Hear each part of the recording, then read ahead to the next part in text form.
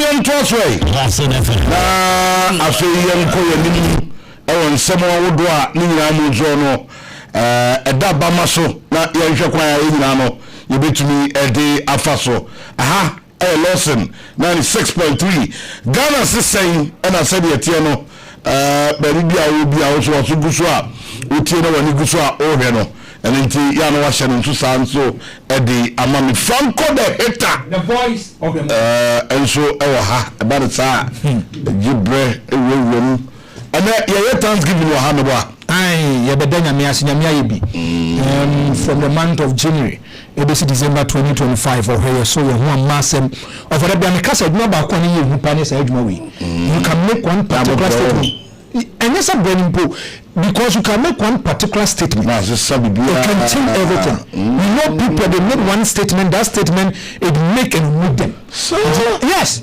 and of her there's been a lot of radio stations and TV stations but some amount of people Christ another problem of course but I said the Lawson if you morning show a afisem Eric sports Eric drive other programs go feed man corner show you see how people news are can Unam koma and since I said no for you see unam baby no bia for Franco no offer efe enti na say nyame na dem ase bibia nyame we no ye na ga go news yo oh no so sometimes you know so it mean private life be cool like be abia show baby ba unya bi wo ha unam oh Franco e mpesem no twa picture na ma say Franco wo bre take dance obia hu a you see that is how it is and nyame na say dem ase so for nyame ya bio.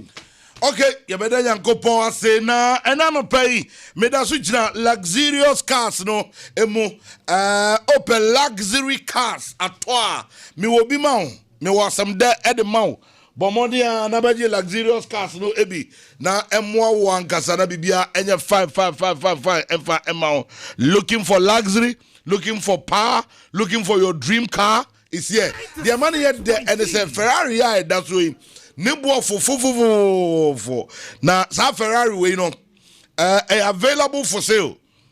Now we middleman and I say agent same be him all toy free owner nankasa nsem. Now I need you someone I want to say a vehicles are genuine, fully cleared without any issue. Enti utia and said you forward the document akwa no Ferrari here that way. Odi abegenian co begin for Toyota Land Cruiser we Lexus. So Lexus the bold. Shedanim Osha Lexus anyone who's a bold. Beje bra for owner nankasa na yemfa emma de mekano any problem be a documentation issues be any very genuine. Na what so papa Lexus Condo Lexus. The Lexus no and see one more no. And what she say eba se ope Land Cruiser no ankaza. The cruiser. Oh, odi cruise land no so Land Cruiser. And odi cruise land no so. And tibaje Land Cruiser papa. Emuni ni fe neat. Can you neat near chow panoramic sunroof damu ho basa a double bi wanimu wo akire ene ade ni nyina wa gaza otra won say chef kapa na metimu za no we enye easy we yedem yedem papa eno so oba fo na wa baba beje eno achi ye movie on jeep eno so e wo ho ma oh jeep no. You know, you see Jeep. We unyana ka Sunday pabayara. No that bad. I don't share a fan come be come bayara. Oh. And I'm in Tomao. Jeep so there. I never kosro. Let me through no. There be wo. Repe. Come here, help me. It's in the costo. It's in the costo. Mira. Me pacho. Mira. Obey children. Mato say, me chanity am I no can do ye. Miss Row. Yea, Franco for Kwame Tanko no. Yea. Oh dear. Nani pam to me card and John Waka James over Quaco. me cry am dia Abram but me ka say asem na di siem na nha ho na wo ye den a oba bebo mama ne na da me gide den call Kings the 1 week na me maka asem a che no wa be ka yam say asem aka che wo fa sise ni se na yam pass asem me ka che wa ka che no Uzo ejini no wo for we wodru no se se on pese de bia ba chi tim na me ka che wa no aka Dabi enzo kan asem che ma me nka uzo wo no ya dru ho oh where is your escalate pa and also bomode bra na beji escalate no and also the boy no da form pa e de ma enti bra na beji G-Wagon and so eka ho ebi G-Wagon and so ewo ho a and so oba obeti aba benya no fofo na bia konkai me so nam kasi so woni ji ho na o pese bia emfa woni Ghana ha bia wo bia o pe bia to a ji number si mi enu na frɛ won sisi a 0242 044 495 and a 0246 597 809 0242 044 695 and a 0246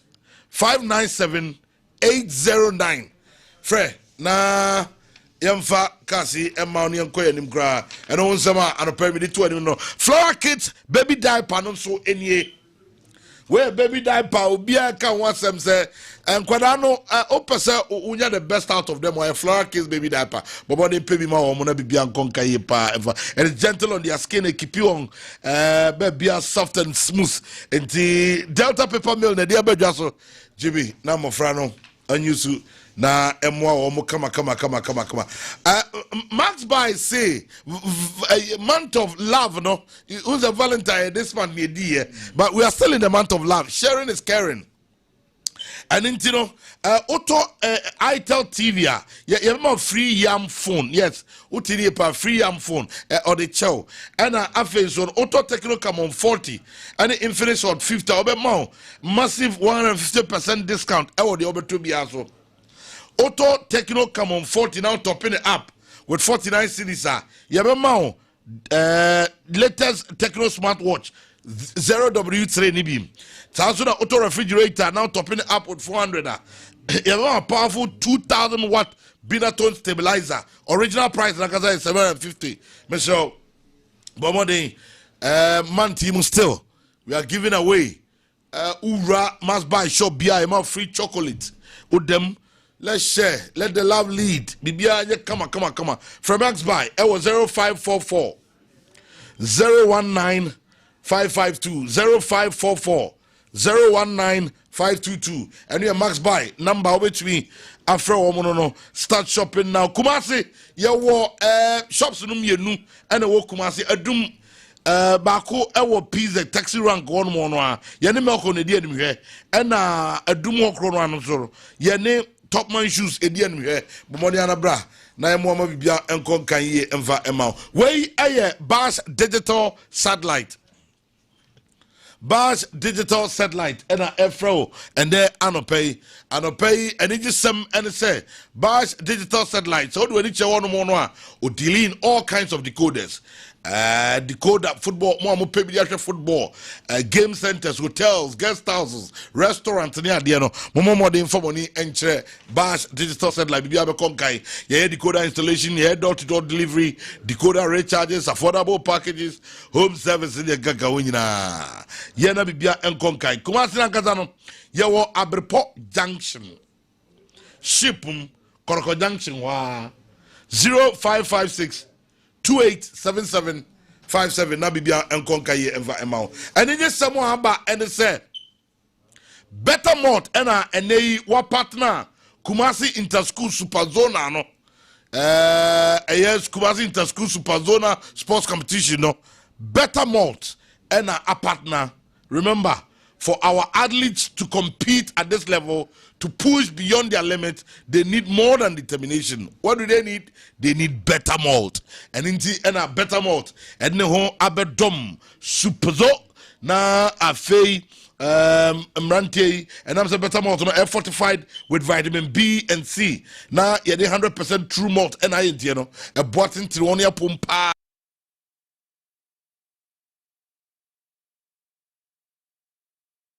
Modiana Sanka better malt to do ebi na trusted brand beer can want them better malt, extra refreshment, the only way up and also so I don't know and I pay the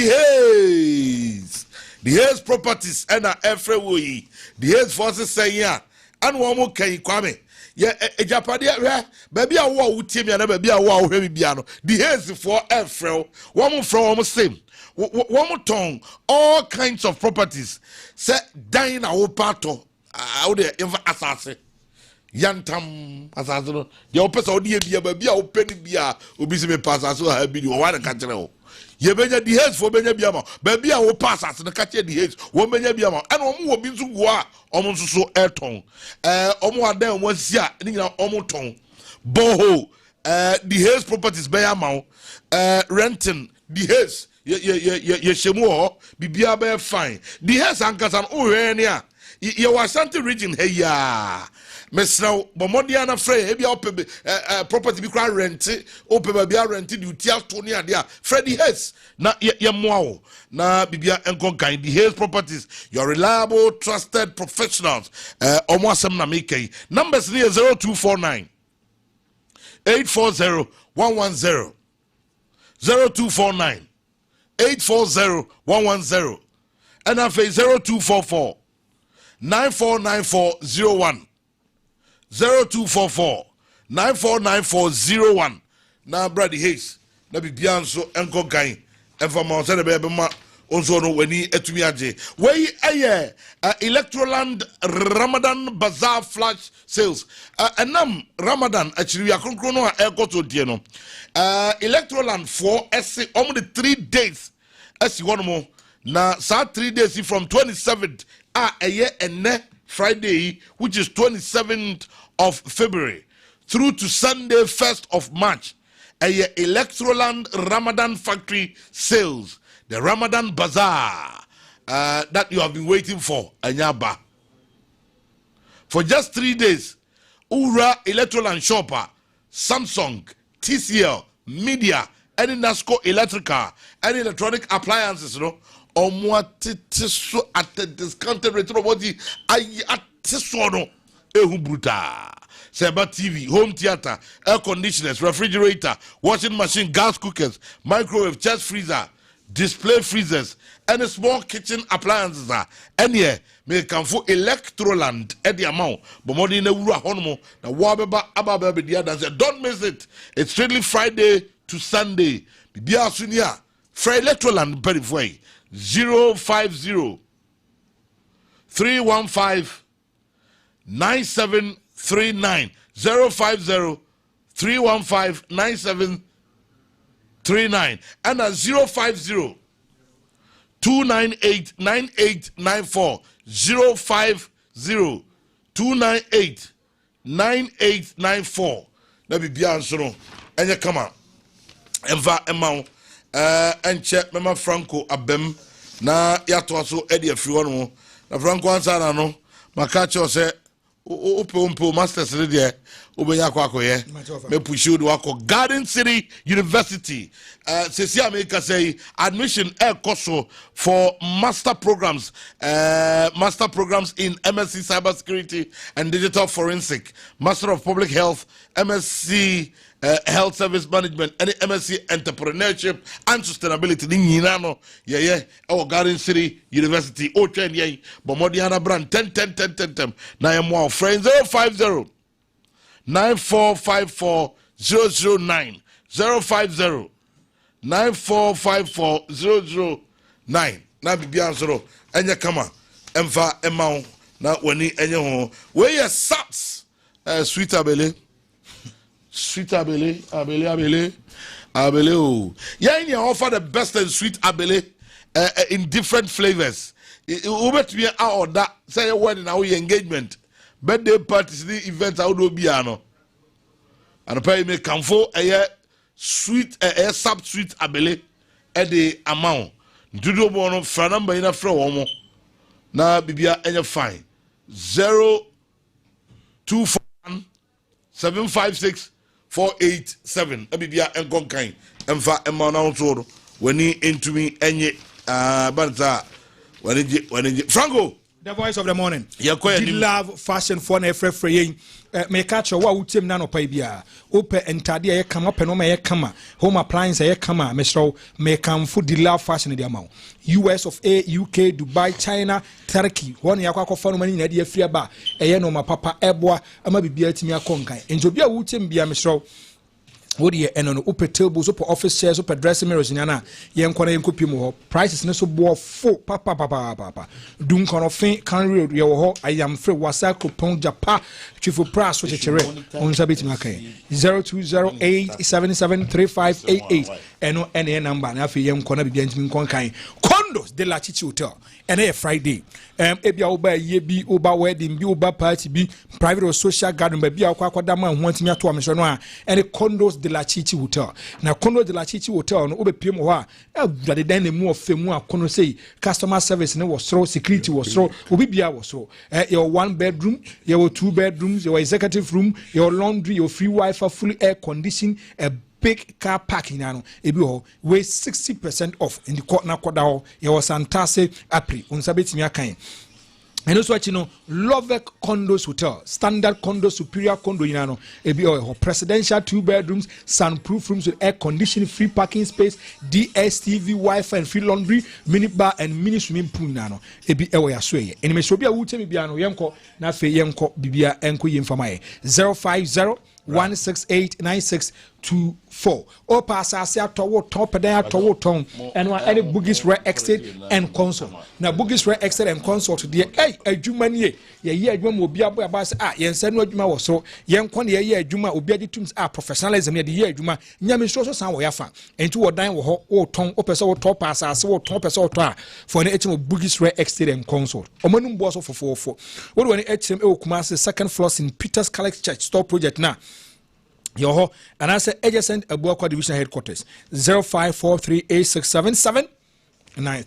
Lawson Herbal Center, the Virgin Doctor, 25 years and still counting. I was no, ya jibebri. It's a young roni papa on my ebow, a fin infections in your defini pedianum, ammonia wooding, delay man capsules. The Biame comes a bear maddo bako said them, or presenting memory. I said to boy 20 years, Mobiakas more piafo, daddy, what boy you money, to Miss Waya Merwam, Pamodun, Saw, Brelos per count, Mr. Bemanins mean pedia, and what any delay man capsules. Unabia, a bebo, law care mixer, section transmitted infections, gonorrhea, syphilis, white, candidiasis, genital herpes, low libido, Ninano, Etuasia, Lawson Herbal Mixture, diabetes, stroke, typhoid, cholesterol, Nano, Etuasia, Emma, 8 meter, 02486199, will be a ton Rubiano on Sabit Miakai. Uncle Jeff, Jeffrey Praise Computers, Obani Co School, or Co University, Obani Co Program B, now in Sabin here laptop, Mr. N1. Any Jeffrey Praise Computers, open laptop, desktop, brand new and home use laptop, desktop, yana on Sabit Makabi, network and internet accessories, CCTV cameras and accessories, flash screen, television and monitors, yano, meso for any HM ewo. Me pacho upe Windows updates and computer upgrade na yenko piumu ho. Ebia wa BA school, sorry, mo set up ICT lab, Uncle Jeff, oni majuma na numbu of bunipa. And Mesoko, Nafi Uncle Jeff, or Mona Biantimin Conkai. Bantman High Street, your GNTC Obsidian Unity House, 0244-026208. Okay, yeah, kwa PM our breathy collections. O pursue to Papa designer shares, shoes, slippers, perfume, bracelet.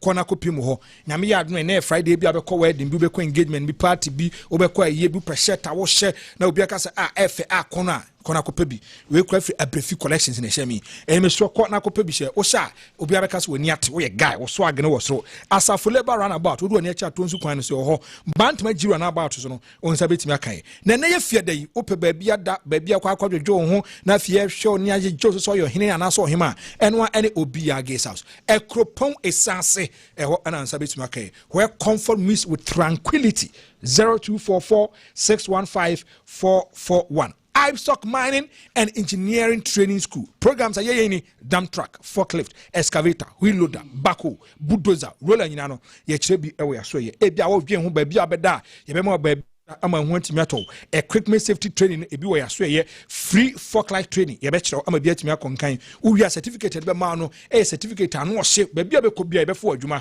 equipment safety certificate machine safety certificate testimonial driving license NVTI certificate optional mincom certificate ni ano yɛbɛma wo bi yɛyɛ adwuma Mondays ekosi Fridays from 8 am to 5 o'clock p.m. 3 months intensive both theory and practicals.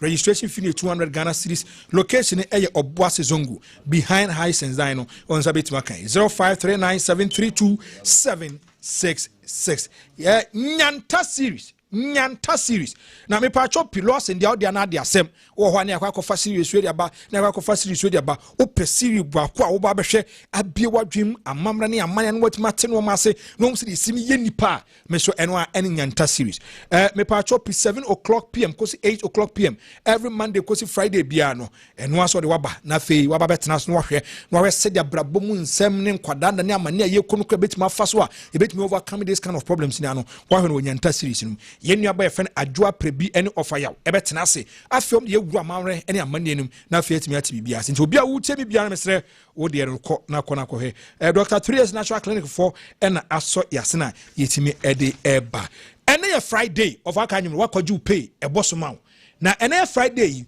ope baabi a wokɔ akɔdidi banku ni tilapia fufuo emutuo abetie no wadi no aka se wadi di se wo fia e baabi ba akɔpɛ True Vine Hotel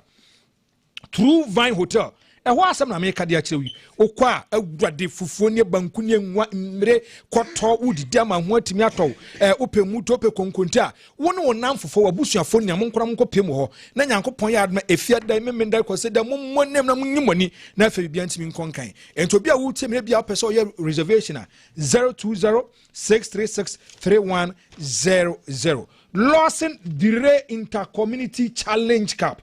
Now we say talent no ye bie so amobi atinye hu it we Lawson paying for the Kenyan say regions bi wo ye kwakwa kopem ho ya bo competition ye bi o ma ba be kan frɛ fei Nyankopɔn ya adoma ye the champion enti wo be pem obono region e sunwane ya ye die mbunu east e techiman eastern region ye Kofodua and western region ye Takrade Takwane Elibo central no e Cape Coast and me pa chop radio stations ho e na akwa forms no na fe bi atimi akonkan Mediama FM o Takwa Rock FM e wo Takrade Adesha FM e Biani Afima FM Elkofo dia Shout FM Obuase Asefo FM Watafo Abin FM Wejuso Abuako FM omose hono Abuako no mesro contact amofa ana opele GBC Radio Mampong West FM Elubu Amka FM Cape Coast Free FM Chichiman Sompa FM Sunyane Amanse FM Bekwa Ashford ewo offense wonem payimfo enjotwe nkona fe bia entimi enkonkan emfa emau 590 mobile lotto we nye sikaduro eno asa wo de full options no womenso we discuss butu amanfo beka so kwa discaduro so nye sa na net ye Mondays kosi Saturday ye adwuma noon right start eno no 8:30 p.m. na fe 125 yapon eno so achi no evening draw no 1:30 p.m. and closes at 7:55 p.m.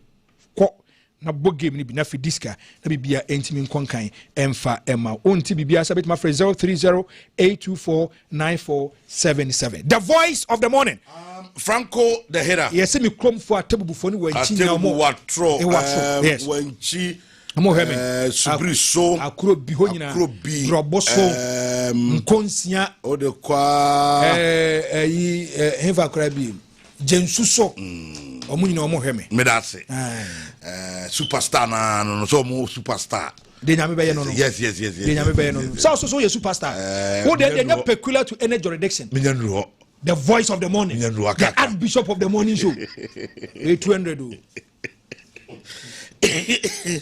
hey ekwa botiza ba vie na de mame no nwie na de okay na ba vie ejira yi sona State of the Nation address. Medical Abisa Yeneti for say there's no proper state of our address, Obibe Tumidiama, or even including the president, His Excellency Betimidiama, done. So one Kasasono, Obama Yahu also state of the nation. Yes. The state that you find yourself. This morning, you're bedding Komo Kakra, Ewaha. We'll look at the energy sector. We'll tackle agriculture and food security. Yebeshe education and other health, any health, governance and anti-corruption. Na yashe employment and other social inclusions. infrastructure and housing. Nina, we'll try as much as we can. We know the president will address the nation by 10 a.m. Okay. We hope and pray. Say, exactly 10 a.m. No, sometimes we drag it, but whatever be the case, we are here. You be doing komo na ya to drink and I don't pay. Franco dear had that watching in Canada. And then pay near and then around, but he's here or had that. Me around to your Pong Ashanti Regional Chairman, Guta. The phone Kabomuku no, Obasante Mantemuha.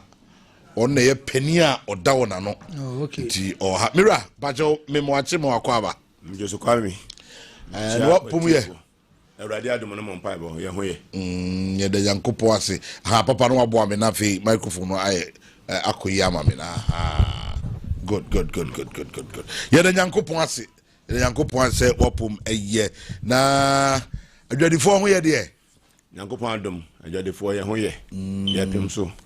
Niamana Monteteso, you see, Niama Monteteso, my dollar. You be dinkomo, and then be dinkomo. And me were Dr. Emmanuel Okai Bochi Senior, economic analyst and a mathematician. And also and anope. Doc, Mami Moakwaba. Yeah, TK, KT. Na Wapomuye. Mapomuye now say. Me hoye pa na me ene me ho den chen ra. Okay. And then Yamia say that's better.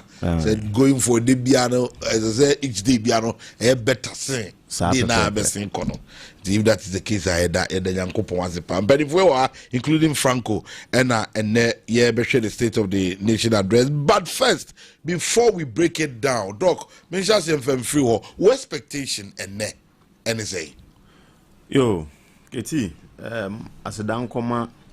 Onyankopon na etiefo a ehwe yen etiefo ene omo hwe yen yeah minsanchia me vice chancellor Professor Frederick Safo pro vice chancellor Professor Isaac Boating ope a nice manner dean of students at Hampstead Professor Francis Ohene Boating ne snapshot senior ene ba snapshot yi KNUST, a very reverend Professor Obendente. Okay.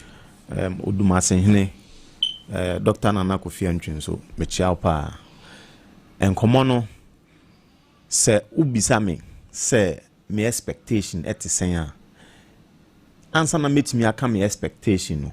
On se unim baby a ufri, any baby a ugina, any baby a okwa. Yeah. Baby a ugina, untumi hu baby a oyede okwa. I mean, that is it. And so, see a bit me at the common year. Then we have to now take an account of what transpired yesterday and the situation we are in now before I can now make projections. NTKT, senior and pay vim wohoi. Now, what bought spectacle? Nice. Now, me found coachi. Mibisao 2024 bottom net saying 2025 bottom no akosi saying na 2026 ye wo mu eno na mibisao enti wo hwa et saying 2024 na emodin kakra 2025 emu be ye kakra 2026 CDA. And yeah, a more than pa. Yo, really? Yeah, more than 2026 a more day. Okay. And see, yem fano, tama, yura mampeni, or call parliament. Now, omayu the state of the nation, 2025. Yeah. There's a snapshot of 2024. Nedi kind omayu say, ECG. A car na wo ho 70 billion. Yes. Eno ma ye hu ye. 2 osan ma ye hu say ye see no in 2023 it depreciated yes averagely by 24%. That is in 2023. Yes. And on my who say in 2024 it depreciated by 19%. Yes. Your public debt as at that time no or say na 721 billion. Yes. 721 billion. That time and so your growth rate na 5.8%.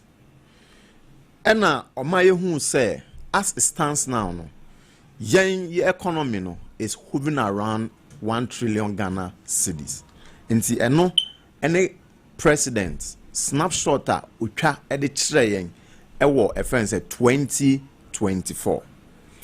Na ehonom no omaye hu say 2025 so your core health sector na UN omo aspect department share health so no almost say US ebekati aid and nothing I was you raise more than 90 billion domestically at the support your health sector and no any picture of my hu ye two wasan my hu say your bano your friend is saying your bano in terms of your sidina na at that 14 and no name your my hu ye. Now fast forward 2025 projections no at the same. We share mini abrampa. Senior not one more. Na ni mudro ne number 72 kilogram. Ebem says you see I still na sanet you. But your economy no yen share senior is here. 2025 ye hu say at the end of a year October and ye de ye edin komono eba no ye data na ye debt e reduce from that 721 billion no sisi aye nam around 500 billion inti e say on that score no there has been a positive move. See ye year no free on more that is the public debt ye bano a year your growth rate when a friend is saying numbers no but you real numbers now if they are bad the nitty-gritties I mean the current happenings the reality on the ground into the numbers no say ofano a year dollar no rate of either depreciation or appreciation you huni say it has now moved from 14 of the dollar $1 and 2 now 11 10.6 11 sana se see eno abedro in terms of eno so no we've been able to make an appreciable a friend is saying push in that regard.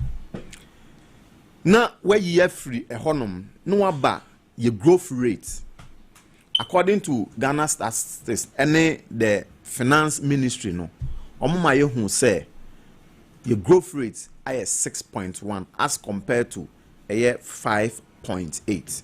But then I was here can say in 2023 it was about 3.5. In terms of percentage, no. So we share 2023 to 2024, there was a huge percentage increase. So we check it that of 2025, EBABC 2024, EBABC 2025. Though in terms of nominal, no, there has been an increase, but in terms of percentage, the increase no is as compared to 2023 to 2024.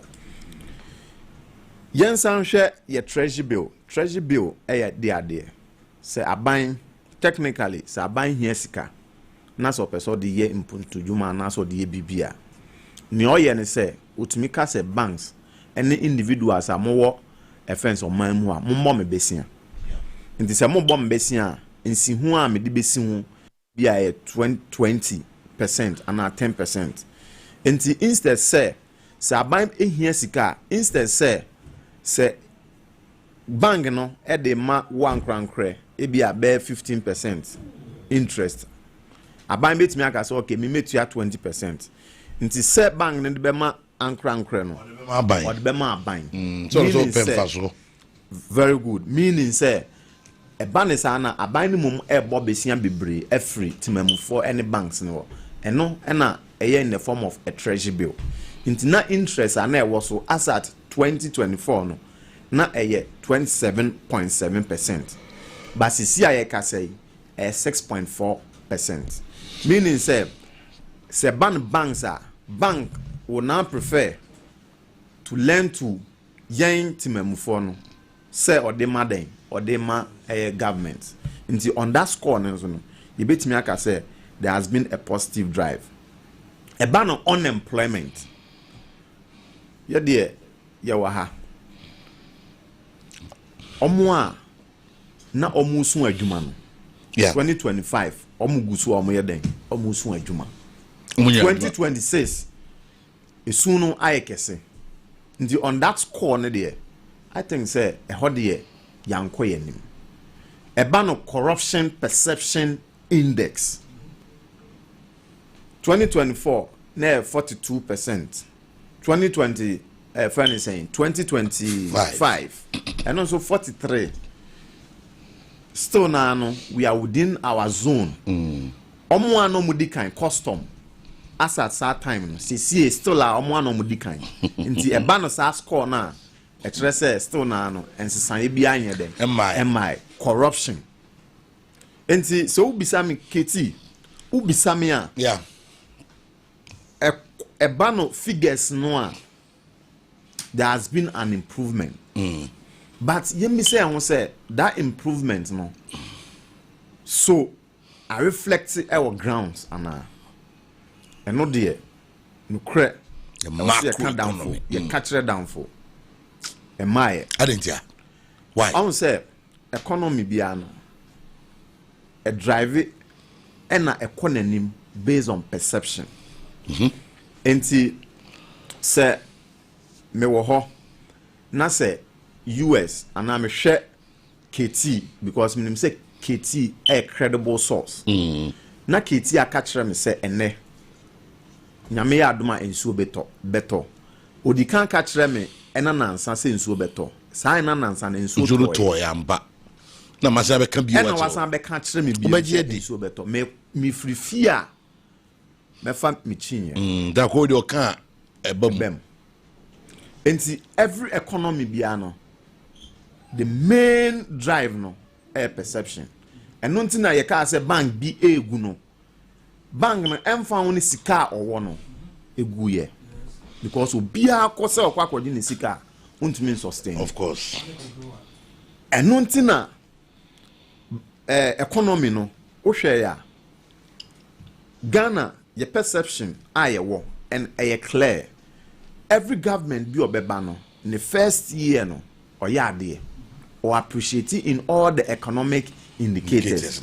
Then so beyond that no you who say a sha say then flip it flop it.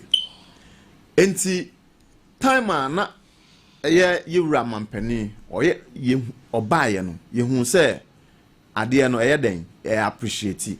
But say be appreciate na say amount for begia to mu yie dia I was say every economy I was say go beyond 5 years. That's the shortest term. But no crane say so governments ebet me sustaining the positive indicators no for that 5 years now. Oba no nti a yetumi sustaining your debt. Now let me my mention chip in say your debt servicing. A car na wo yanima na o see den yitua na was 280 billion. Say governments ebetimi a sustain a ejina eni a obeye so but meme de me hu ne say ebeye den on say sisi an goodwill na government ni nyae no in quotes ecoform unim ne nti ecoform no government ye na adwen say on spending nti on spending a enema bia ewo Ghana no relatively no saa na etie nti say on spending dia it means say usika bebre enkwa abonten nti se enkwa abonten a timamufo no enye sika bebre no de adidwa se ne be a obetimi control inflation aside no government ne san ye na adwen se ene me cedi to dollar ne so no ekwanya mefa so ameye no that one was eno ne one aspect second aspect ne se artificially I was say a kind of creature down for or pompe sika dollar egumu because se obi kwa kodidwa na se ohia dollar na se bi ni ho a ne be ne se e wo se omo e de dollar na ma no obeka se ade na 2 cedis dia sisi ano me de je 4 cedis nti wo sika no na be den beje nti it means say wo cedi no na ho de ne be den e be ba form because of the 4 cedis na bi e ba koje eye $1 no nti government here na adwen say ene sanet here dia me de dollar begum nti so bia pe dollar ni sabe den e beka through gold purchase agreement ena e ba ne sa no se minua se wo ho na wo ye eja na eja oba e ba beji sika koto tofin na wo de ama no e do time a mi wanzo usika na e wo nchen unim se sika ye wo menchen de e wo se nka mede ekodidwa se ne ba ya mfaso be den e be ba so wan fa nkodidwa o na emo ba ne ba no ama ne tofe no e do time a ba no epe school fees no na afde wonya den unya emfa ma no.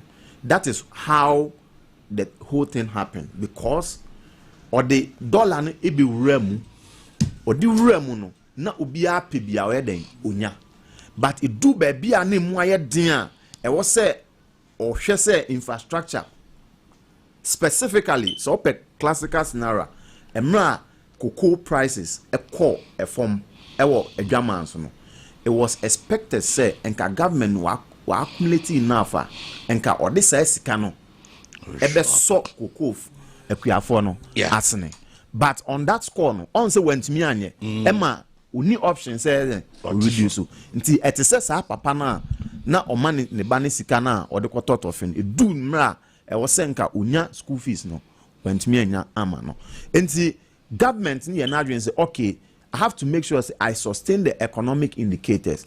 By sustaining the economic indicators you deprive the people timemufo in terms of road so constructing road say uma timemufo no enuma no atumi ayeden etuomuka all those things no were stored senior ono na adwene ye ne say so control the economic indicators now then nipa be hu say oh enema na ekọ anim nti so bi o dollar wa efie obeyi ni na eden aba obi a emfa ne say okra niema e wa brochire no obehwe say enema na okra aba no ebedu anim say eso be den ebete but then timemufo no ehu ne say there be omo amampanifo ma ba nyina no de bia da no omo first year no ekoyie enti ye de ye nim se ekoyie dia eye senior na etie dada no eno ntina as it stands now enema mu ayeden because now government na dwene no yes say let me sustain the economic indicators na perception amount for one enye positive no you look as if say that is not what is actually happening and se sie na ye do hanum say no obia hu say okay first year there say onfa obi adwuma on constructive road onya infrastructure eno dey normal but second year there obia expect say obey bibi enti eno ntina ma demand no akọ government so nti the government will have no option than to start spending nti so sha say or spend there e ho na ye nyina no ye nyina ye tia no say and for me, snapshot of what has actually happened in 2024, 2025, and now my expectation, senior na mekano, and they say the government will not have any option than to start spending, employ people. Ebanisana na se scano air call for more. The government will also not have any option than to start increasing the rate of treasury bill. And go for a lot of money. Okay. Then also move to the market, as in Eurobond to rake in a lot of money. A banisana or public debt. Shoot it up. Shoot it up. With inflation, skabeba amount for bottom, amount for betonium. Inflation will start shooting up. Okay. And see, these are the things that media Mihu. On says ECG. On says see obia sorry na or kasa. Or say no credit because rates now increase by 30%. And it's a urban analogy. So we use a every 10 days. Now we use 1,000 cedis. Rates now increase by 30%. No, it means there's all 1,000 cedis now. It be a wire on 7 days instead of 10 days. It is a whole person 10 days now. It's all more than either 1,000 or 1,004.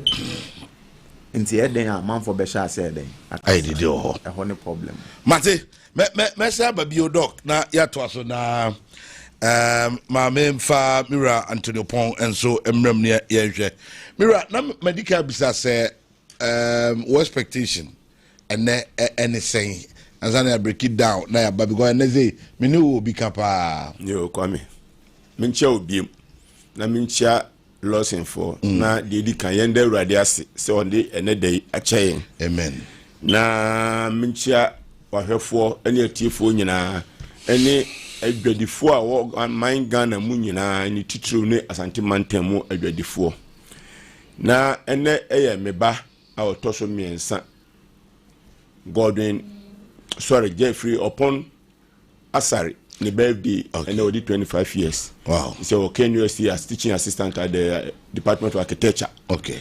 And then birthday me wishing happy birthday. Right. Na Kwame ma da was bim akwanya wode amayen. Na adwadifo adarumenti na memanya kwanya abetra wanimu na anopai. Enti ma hode no ebekọ adwadie nsemu. Na sa akwanya ba na se o ma nsemu no so mama ye kwa abeka bia so yetimi akabi. Na ende yaka state of the nation na anything on mampanyinfo abanwa 7th January 2025 ene wodi abedu ne enti yesi obae no obeto o ma ne sen anamo be no watuo ede na akoyie de na ankoyie de na ye koyanim obeye de aboa oman no eno hu nkomo na yem se Kwame anapa mu pesi yedie na ye ba adwadie afamu a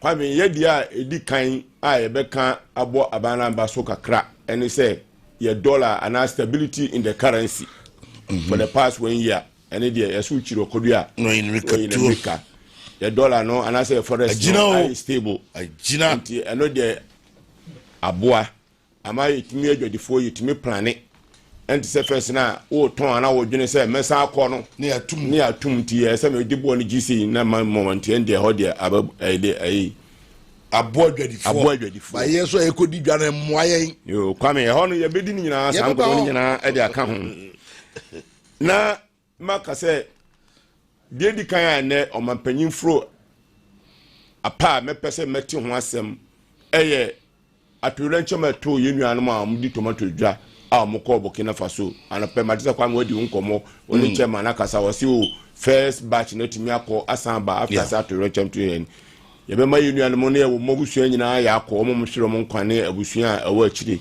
ya akọ na going forward ne apese betie fi president enim se enhyehyeye ben ena omo ye se sa ahobambo beba ama ya adwadifo a omukọ sa ama so kodi sa adwa no okwa amanhodo so a ye wo constant briefings to the citizens say sanya na ema ko wo hane ne afana we se nintinu yesusu se san krowe ni krowe emre we ati se no mamo nko hodom sa constant briefing no ba ema hotoso ba a ema nipa no o ye otuna na ma obehu ba bi ode ne na abisi enti ye hwese sa akitawudie between Ghana ban nyabokina nkwa yenuanum bi ko Nigeria yenum se Boko Haram for some ho Niger Mali ene sa na mani nyina ho no nti enhye be na president di gu akwam one the security agencies and intelligence agencies no sebe ya omumba constant briefings na ye adwadifo no ye kwa ye ho ba bia se ye ko ne ba bia nya se ye ko na 2 again siseye ene edi gu akwam at the agriculture sector na yetimi aye siseye se bibi ti se tomatoes de Kwame Awurade adaro manyakopon ma ya sase pa nsuo to wa haye nsuo wo mem hanom ya na reho sebesi ne yentimi nua tomatoes wa na gise ko Burkina ye ne Burkina what the difference no difference bi ani meka senka ye kura better conditions than of course omutimi adame nsuo no san nsuo na Burkina Faso adame na san nsuo no so twam Ghana ha ya ye bebie ba gredam san Ghana for ye nsagueti sanka yetimi adame sa nsuo yi na ka nsuo didua Burkina yetua tomato sigu anu man ka hia se ye beko Burkina ama sa to ronche me akoto yen enti ye pese ye beti afi president say agriculture sector no e dia nhihye e no ni minister eni panyimfo omudi gu akwam e wa agric ho no sebaya at least food sufficiency say yentimi mfa bi nkwa ama no ne kura de ebedi wo memu anum de ye ni ya yentimi nnua na ye nsanko ya no e wo memu anum enti ye hwe se ye beti president nka e wo saa nhihye no ye yi eno efiri ho no ma ni aye pe atie ebiem eye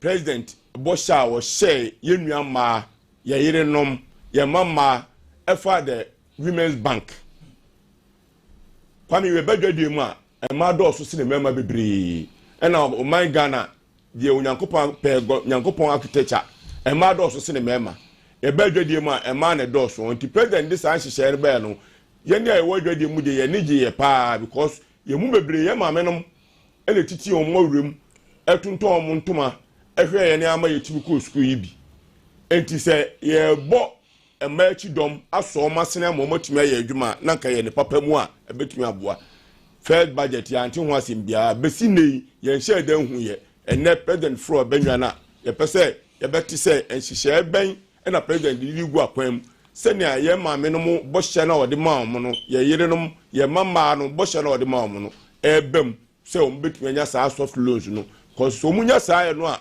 eno mbetumi aye adwuma Kwame ye opmasi arumi ya ma meni bebre omu no mo ba ko homo mema ni bi wo soro na pofa na tale hye no ko ho award ni tiahwim senkura no be ko school so mbe didi so mbe den e ma na ne dom so enti usore ahomachi no miensa no mienu be hu ma o mutitika so truck so efin kurase ko for banche bode ni ne ma ba o mu gina kaje tia so ame eye wasom masom bantum adwom omu no ma hye ne ama be sine enti sie so ya ma menum asena nanka ya de papa enti ebe pese ebe tise pended ebe kan ho asem ana ya ka minu abetake me wo se ye ne ama ne ma bo aye din na dollar na kofom adenti na ne ma bo eda so ye din duties at the port kwa men se sai bia mai na enye dollar na ye de charge mo port ho kwa men na me be chirichiri mu free oba de be si ne yenum se dollar no mo dey duties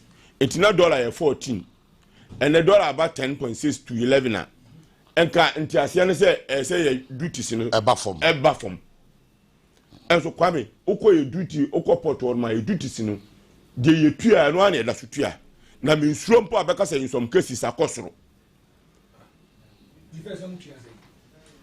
photo fita container spare parts near tua around 80,000 last week we container you almost the same 80,000 car bia abebu organa asisi aye popular organa hanum Toyota box Apple me de miensan ba organa hanum you around 34-35,000 baako for the duties and then last week container me na miensan shim the cheapest me tua was 63,000 for one 63,000 Ghana cedis. O me phone so Kwame we are made bachelor. They will 30 something thousand, 34,000 no 60,000, 63,000 dollar number form. Amra dollar aba form. The other one you tua 73. Almost here no 2010 model with some specs.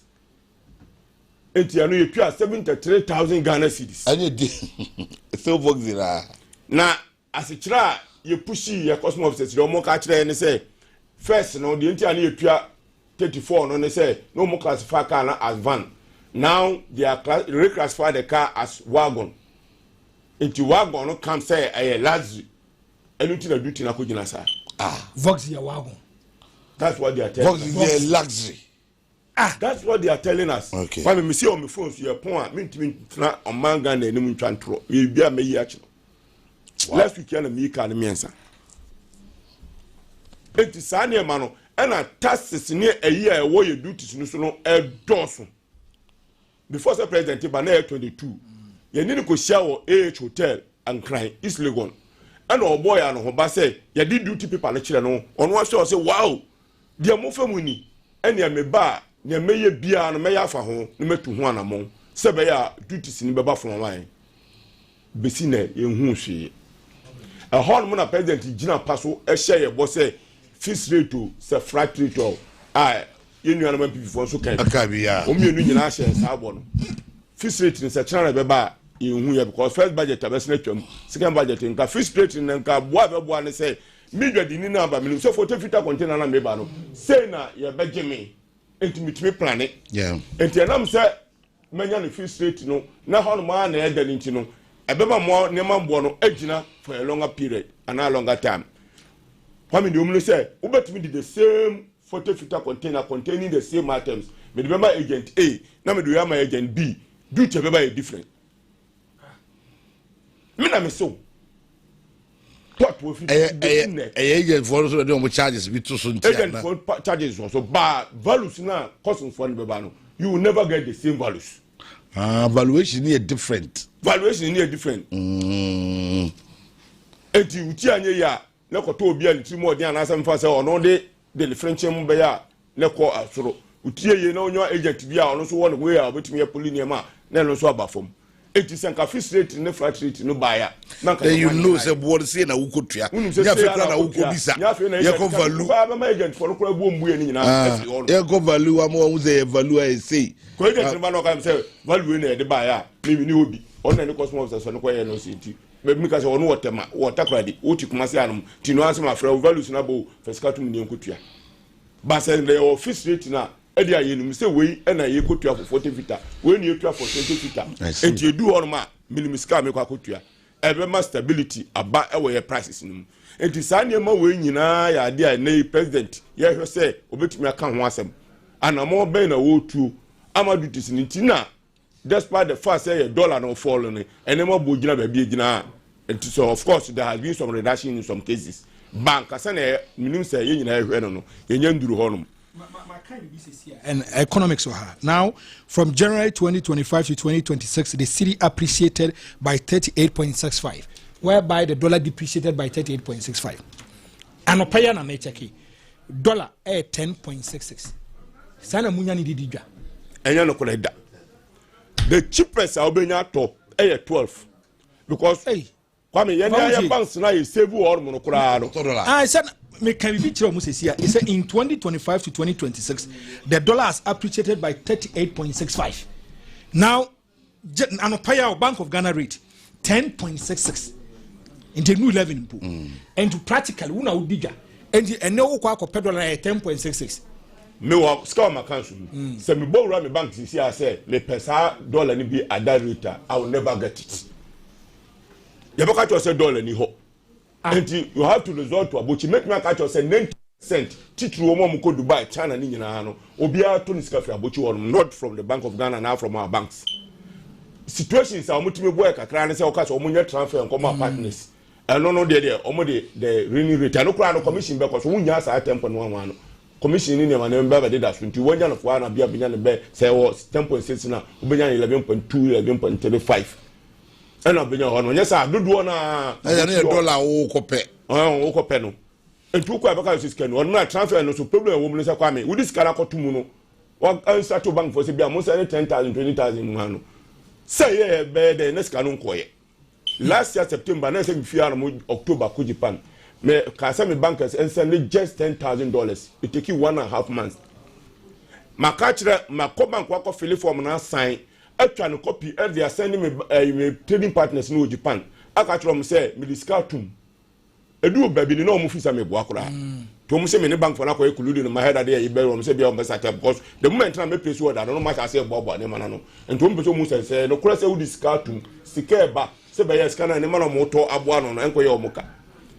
o mo twa mo na otwe mienu na otwe mien sambo so me na sika no ndu ho no uko bank wa yes Bank of Ghana say dollar ni ho Bank of Ghana dollar ni ho and a problem e san what delays no hu bi mu no say the trading partners no be o mo my credit me kwa Kwame my container mienu miensa metua mienu no ka third one misi miniska ho miska san so wo de fa ko wuyi na ma na o mo expect to be first second container de no nya ska no betua third one and to make people bill of lading no ho no wo bedu ye no ska no nko enti sa delay ni nyina no bill of lading no container ba be system no na bill of lading na so agency no no na wodi utwa kwan ko bank so no mo kwa si dollar ni to oni me ba no de mortgage acho oniema no let's say emfaso kakra nka benya no watwa mu no asa akọ ekem una a businessman boy me because I dey way over sometimes I get confused about there's a boss so on the 21st of July 2025 Bank of Ghana forces as na mo ka say dollar ni ho enya no kre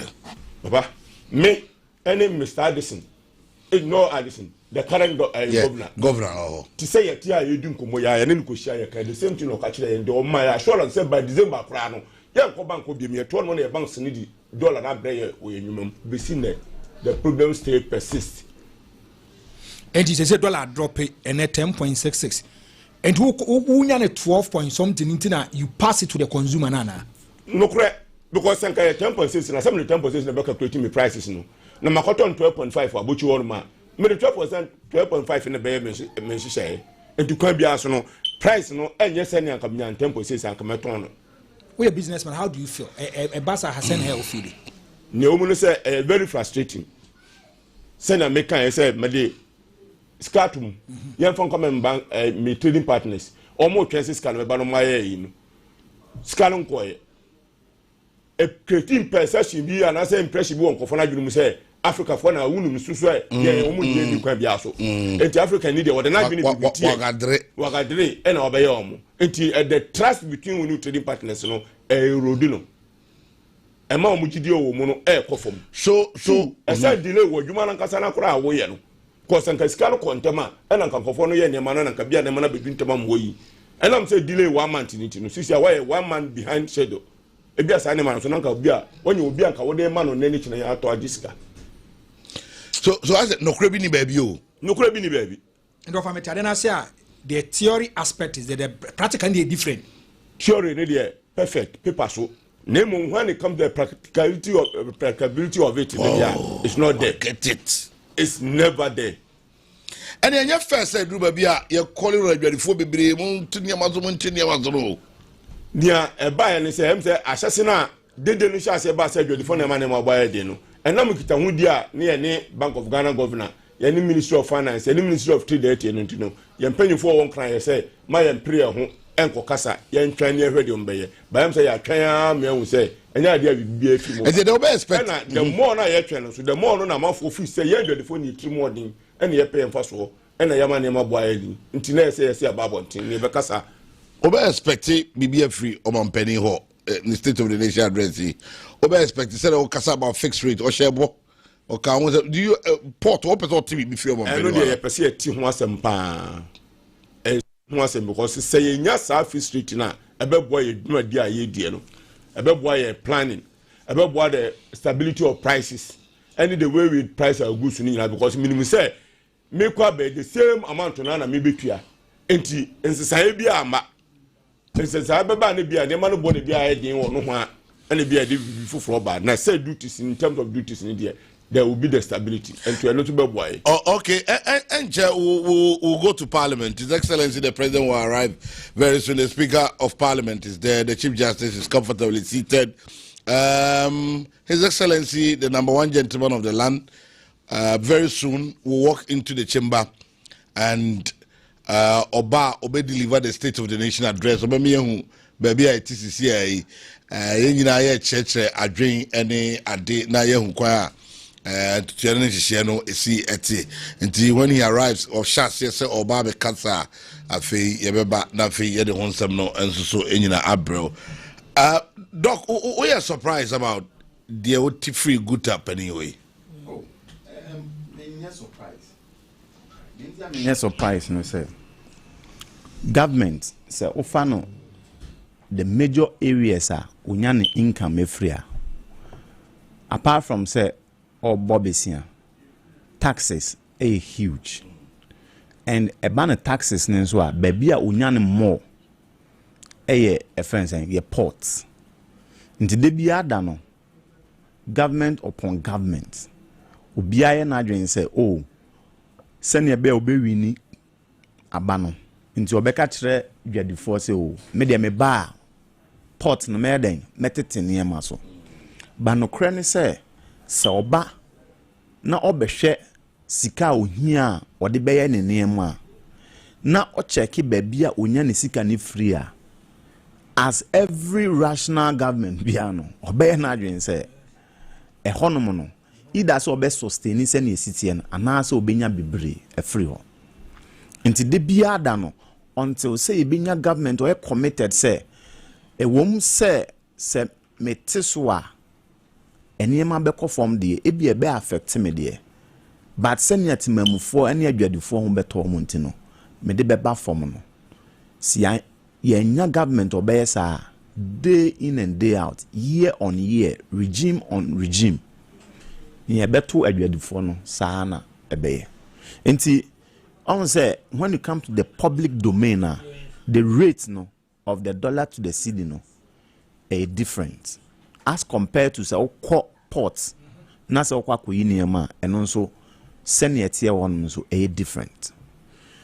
And no wonder enye enonko na e contribute to the factor. Another angle, senior always be an corruption perception index eba yebano ranking na custom any decline. Obi enya ewo ni degree bako ebeko teaching bako ebeko custom.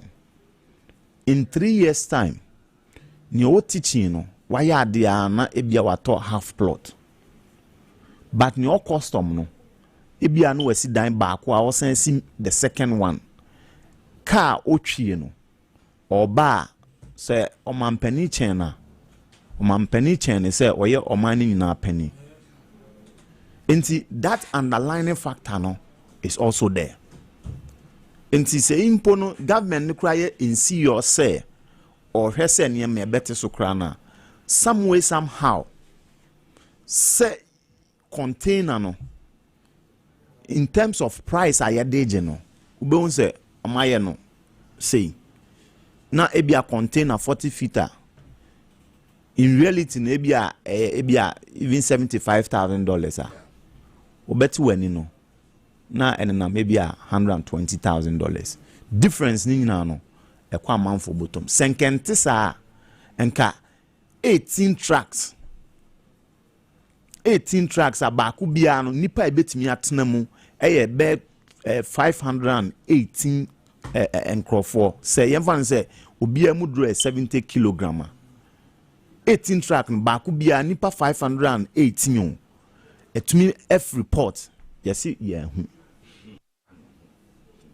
na adi se yetumi be intercept ni enti yetumi intercept wo ba bi ni say coefficient na air cost no obi die ankoho enu nti imagine say dodo a etumi afiri mu eko enu nti na quite recently on say finance minister eko bo customer chi no enenyo no nko a yura mampani a wanya no ba bi ko omu nyina enti ehonom ne de until say government nankasangasa no be committed no senior yura eka no de bia sa na be I just checked this particular morning. Inflation in 2024 23.8%. Now the target of the government in 2025 was even 18.4. And I know Prime Minister say 3.8. Is it artificial? Because what do you call beside the people? Come on, Diane. And paid, you know. If you tell me this inflation, but I'm seeing a direct opposite of what is happening. Is it artificial? Okay, me da say me wahei na say me top milk 10 cedis na say 23% inflation no say averagely year on year say by the end of December no I was say me top milk here 12 cedis even 12 cedis 80 pesos. Yes, but ye say inflation a reduce wa na se 3.8 and on say e bia ade a metono e bia 10 cedis no e wo se e ba form e kire se afene nko na wie no se 23.8 anka metono 12 cedis 80 pesos no e kire se we e wo se metono e bia be 10 points e bia be 10 cedis 40 pesos. Okay, sananka all things being equal sananka e wo say but no kra ne say we check it, even the percentage increase now and yes at 3.8 no. And see, there is a difference between deflation and then inflation. Inflation here, rate of increase of the price no. And no eba form. Though a nema bo be cost there, but send your air cost no eba form. Deflation there say there near 10 cedis na say you see a deflated there, then it means that certain cedis be a tier by be a bare 9 cedis in a account. Okay. But in reality, anything I make say, sir, figures now the amount. Figures need there turning into the positive direction. But the reality in anything, some it here.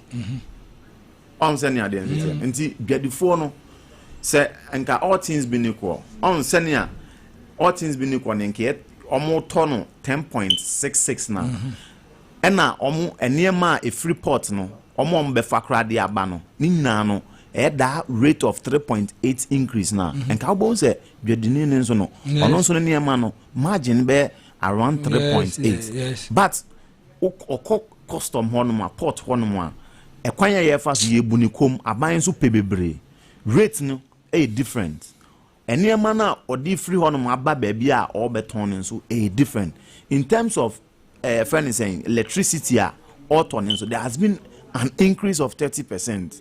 Inti so ba na security and I'm say amount for enya sika enwo motom no krono ebe dos nti na so beefy up ne security so beefy up security a kire say so incur additional cost ti so yes anema na nyina wi a ube say abanya ka say 3.8 no na ube check no na ebi ono ni rating am ebi at 30% enyo no a but based on the dynamics the reality on the ground no and a man yes sir.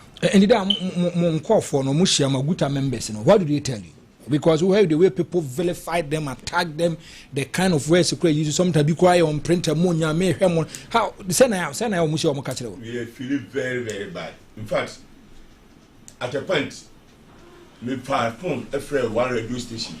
No more lambasien. Say me person me baho. Na me be cheche ni memu.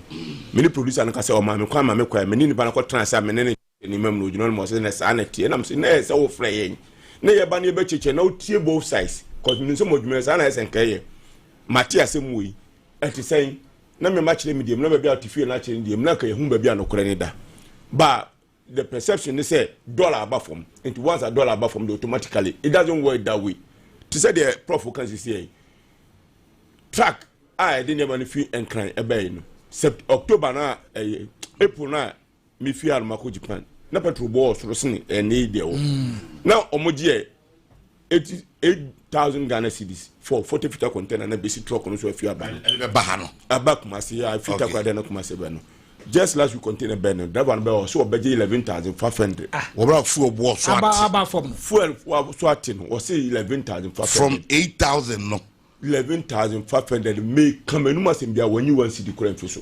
what's the reason here dey the reason is that I want to spare parts boy yedin and na petrol no kwa ati so no kura no mo ba consumption no so o mo fin kran be do kuma so na dey so mo to first no mo abrosa hey how one baby okeka akwa eti say yes ya to data amount but data na we speed na compressing it no a because we dey obi a papa na mo asen how it is na akoye transportation cost no kura na increase and also encourage you kura ma on te nema no so boys are no more overloading nema say the doc can the light bill sisi akosoro and to also ba mazia na dwu nyina no so be peska akase enti overloading na first na ka 40-footer container mo 3,000 no mo yama 4,000 o mu yi sa 40-footer container mo so be disi Frank what I said the last time because as mo has said government bit me show way now because of course light boy a lot of people use light or omunyumam ni ade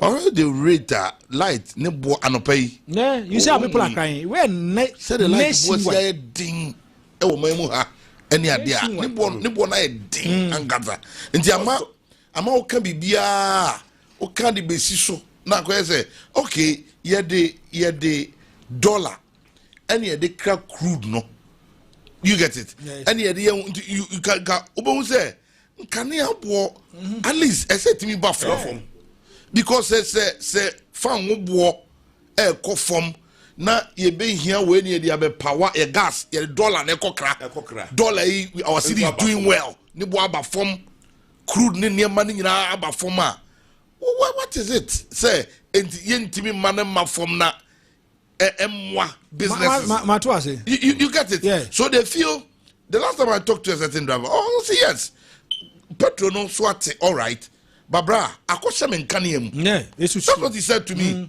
First, let me talk Kanye 100 Ghana, but they say me talk 150. Enti when I tell free and akosha, enti say me so man balance no. Me ko fa no wen fa na me kwa kutua saade no. You see, enti o kan wo no wa lock. Na dog, me so adewi. Now, if you look at where you are coming from, the theory aspect, a promising, a good, practically a direct opposite of what is happening. I want you to give me your candid opinion. 20, is it going to be good? Well, I think that the best that they've done, until now, say, and the economic indicators now are now taking a nosedive because they have no option than to start spending. Send a bigger impact and once you start spending, economic indicators now is positive no, a from kakra. But as to how we manage the spending as against economic indicators and on ene ye pesi yehwe but on say the underlying factors na ebi nso ne galamsey so galamsey as it stands now or say or fighting na all fighting no onso si uhia gold na wetumi dia eden e dia bo eye osika no ho ban e kwan be nso na obetumi balance sa na ema mienu we sesie solution out the mine is okwakope nano iron chemicals to purify it. We here $250 million. Adentina onka say ne me ba be kon e friend saying galamsey no to galamsey na se free ho. Say o say we here sika na dey purify water na the notion is say galamsey no untumi enye den enko. Enti say ade na ese ya na me the chemicals na be den abegum. No matimi sustaining. That is it. And the point is say there are a lot of underlying factors that economic indicators and reflect corruption. Ebano ye power sustainability. Ebano galamsey. Ebano even allocation of resources. There are no evenly allocation of resources. Your baby ye this kakura. So per se the current state no ojumayeni ben na Ghana hanim say ya obeka say based on the economic indicators no ejumawura ti market ya so even the public sector nangasa no dodo no ejumayefo no omaka kira ban say aban no enti market ya so that should actually show you the true reflection of the state of the economy. Those are the realities. What they check trade balance? Share Ghana your trade balance as at 2024. Now $1.3 billion. About the trade balance, and near my ye de kwabontin, and near my ye den ye kofa abana. O check it. Uyi oti back the free back one. Yeah, but surplus. 1.3 billion 2024. 2025 it was 1.08 billion. Meaning say in terms of nominal figure a drop here. Now yenye Ghana and your main drivers for exports cocoa, gold, timber. So check it near ye kofa everyone na drivers machinery. Not wafa refined petroleum. And only main drivers any technology. Yeah. And if you are a government, you want to sustain your currency with the actual economics. You don't invest in technology. Sabi, would you imagine Okoto iPhone, current iPhone Abba is around 25,000. Ekita wa say utumi eto no aso.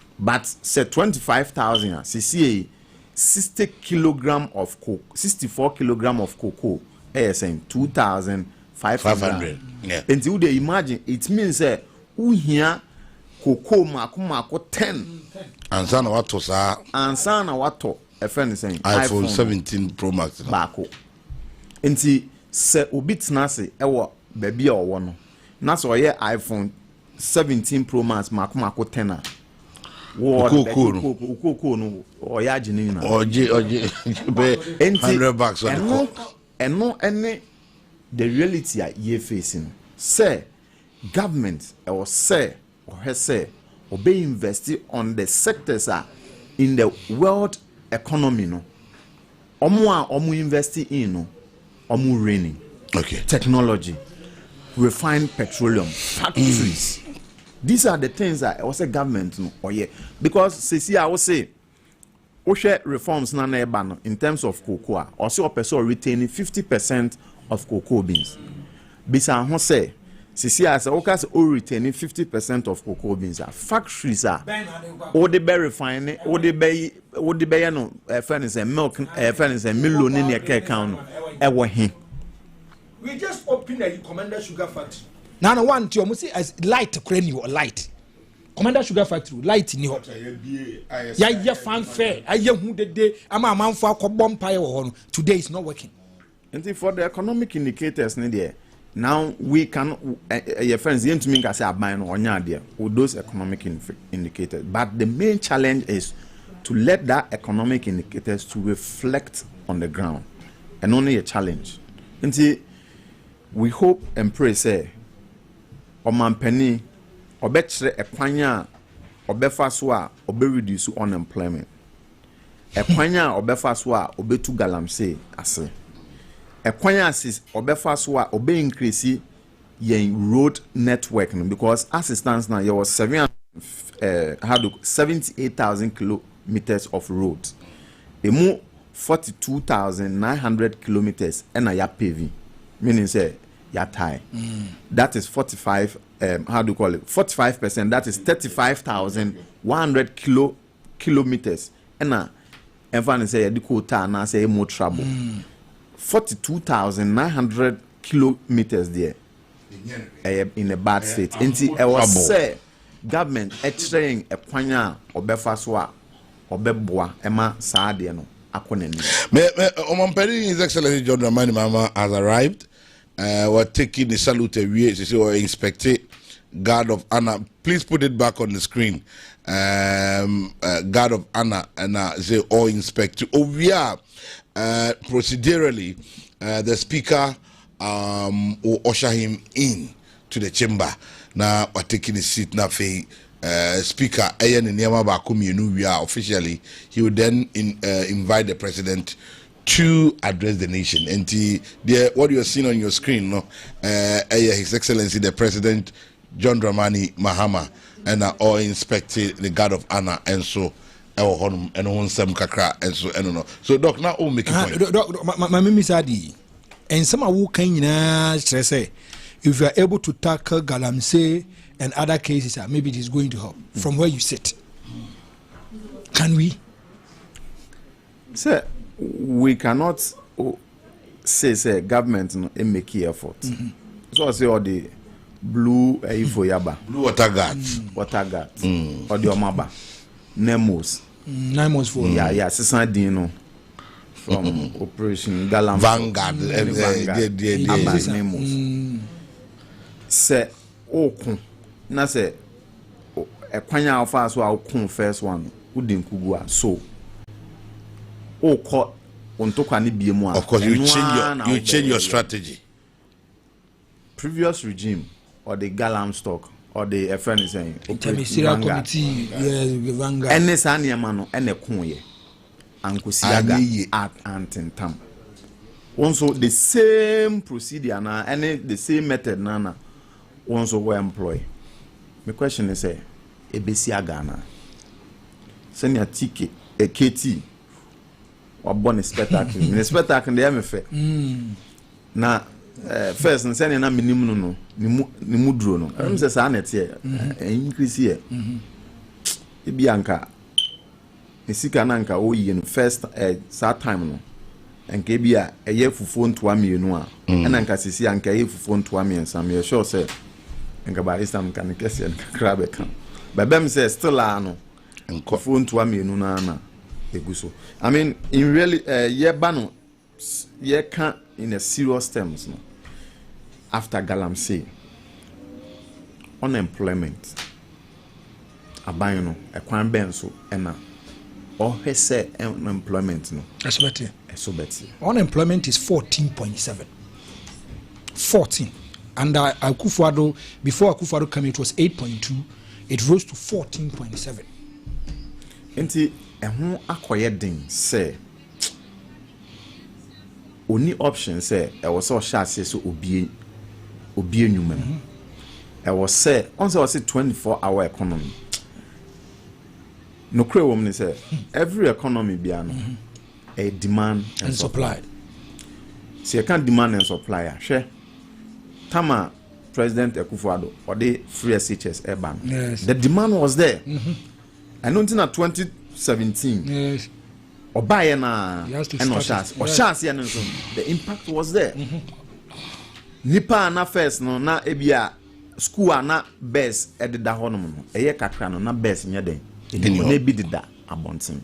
Meaning that the demand was there. And so our supply and impact. Fast forward, new regime, 24-hour economy. As it stands now, how much we are rolling it out? Continue rolling it out because the demand itself is not there. Sebi. Say, oh hey, na se bi auton emo auton no. If it ya no pa ko si enumre, wo ton 2 caps. Sa 2 caps no. Ubewie no na ebiaka. Se obi ba na okachiro se sisi me de sika ebe hye omunim. Sisi ano se wono 2 caps, a obe no 4 caps. Na watan wa ama ade asan. So wono as a rational person obeye because 2 caps no ensa. It depends on the demand. Say you be no 4 caps na still no ensa. But say one kasangasa oti wonom no say yemfa nso no 2 caps anopa na asan obe no 3 caps. Yes. Obe no 4 caps. Edu anwumre na say bia asan na say edu anadwo amanfo ebisa wa one kasangasa no obe hwe say obe no 10 caps na anadwo no watena ho. What I'm trying to say is say ano o pese o ye 24-hour economy the structures no power supply stability of the power ewo hin security in terms of security ewo hin road network o dey check France ni omo maka no e ba no train e converge e ba no ni road ankasa e converge e ba no o fast road ni nyina no e within space security baby a obi agina cameras were around nti ubons ade nya sie na security ewo ho ba oba no wankasangasa udie mu a mebada edum krampo no edum ne keliti edu ade san mu a ehonom na tese nti na mpese mebada ba na mpese bisa de as economy say sa 24-hour economy no is it practicable in every aspect of Ghana? No. On say Ebano hospital. And no big hospital. No. What hospital? Not every hospital. So no be the demand and neighbor. Demand and supply. They say in say more offer or tom ewa. Na demand no ebia abotu amount for the sujina wa. Nobody will force him to tell him to run a 24-hour economy. Yeah. More Guinness. During the 80s, late 80s up to 90. That I'm not Guinness. The most popular brand of and son of Ghana Hanum. In fact, I know girlfriend P1 to Guinness. I'm not managed on your guy. Na Guinness ran 24-hour shift. Among 4 corner passes, no more upon 2. Maybe I could 2, no more upon 10. Maybe about 10, near upon passes. In fact, I never bought my mamma to cook university every a term called Nephew, no be any work for me. By now, Mrs. I shipped an ornament to know. Them to me colleges, as I to me call you man, a 4 years as a worker and as a student. Because the demand was there, we had me marketing department. I heard them come said the rare reason here on my course at 24-hour shift in say near or key distributors are supply more you can consider more and other distributors near the moment. Even the key distributors in production and no clan, because a cha or be a request or the ban Yamano. So the demand was there. And yet, two media near the Joshua and Yakakradia come on more sieno. The demand was there. And you know, never catch a Guinness for so more 24 and no catch a Guinness for say, Obama feel electricity to 24 crown yet. Quadrants na bua to the sense Guinness and Casano say any that demand in you. And the practicality of it in say, Obin 24-hour economy, man feel electricity no. And if the demand is not there, say demand the no hormone, you're not catching the panaso uncle. Me and the mayor, my dear, 70 miles, my boy, I get 12 o'clock, my feelings will be so fit to Maleba, may obey 2 engine tenor. Maka zone bakono sanko dem let dem ko tran mo atwen bakono na sane ne na ya two shop mo kura yeko akobi so odu e ofenso se na obo akura na o men ba bia o so atwen me ma me babu no tran ho mo sa akopim se oba ya o de o filo na abo be 8 o'clock and san oji engine mo bakono because the demand is there. Demand in what moment what did it is never true say me hunu class policy enye policy enable environment no ho no ma enipa na de ne pebeye enye wo na be ka che nipa na so nkonkoye production no mra only demand for the goods. What 24-hour economy they are going to set up a secretariat. It's going to be a drain on government resources. Setting up the secretariat no. Yeah. Even thinking about secretariat and other things. You have to buy time and to let the people know say that system, I mean that policy is still relevant. Nti ya kwanya obefa so be say mamenye policy. Adenti na policy second year na we unroli ade. Third year ubon say after ye beka say ye be set up secretariat.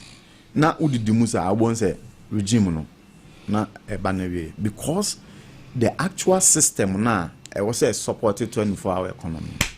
Anyhow. And as a wo pesa wo ya see a Ghana economy no will not be able to guarantee that. Baby 24-hour economy one e wo hodida oban hospitals because the bia no obi wo honom amanfo yare a anadwo oba awia e wo ho nti you don't have any option. Bank asisi a amanfo operate otumi operate 24-hour because awia no kra no obi atene ba bia so person twin sika on phone no ye ne bia e kwan ben so no be fa so be ye reference 20. So those are the things that say government no person ya dey a they be a case of price of goods economy. Government should intervene. What dey share trotro ya emphasis all cost trotro fair ni ade.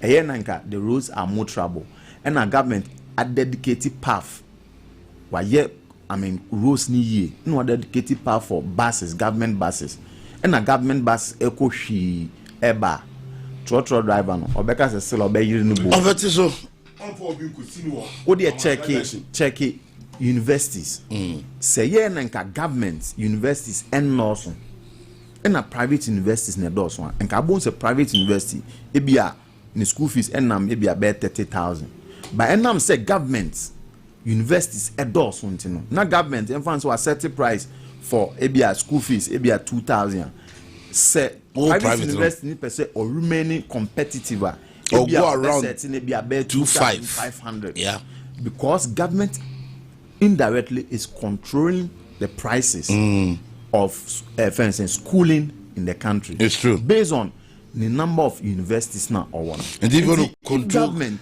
lorry fares are equally bringing more buses. The same thing. And you're available for the masses. Now boarding Emra form. You don't force anybody. Ghana is operating an open market of economy. Course. And see government and so you can't there is no constitution arrangement that restricted governments anyone who run business being. Yeah. So on sending identity. And see if government want to actually make real impact.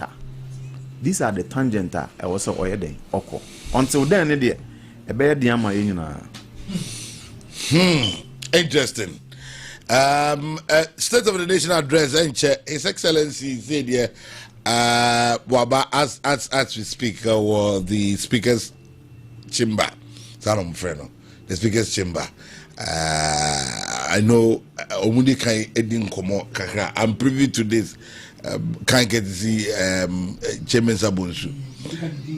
Yes. But minority leader is supposed to be there. The majority leader will be there. The leadership of the house, that's what I'm talking about, will be there. And then they will brief the president about the happenings in the house. Na omone president didn't come kakra na fe president so in as much as onim the obey, but you still explain to them so also deliver the state of the nation address. You want each side to comport themselves.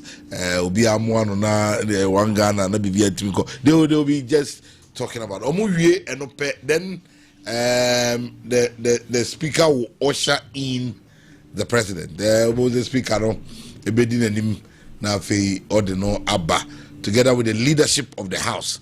That from them and then they want say minority for the national black. Say Black Friday you cry I don't know.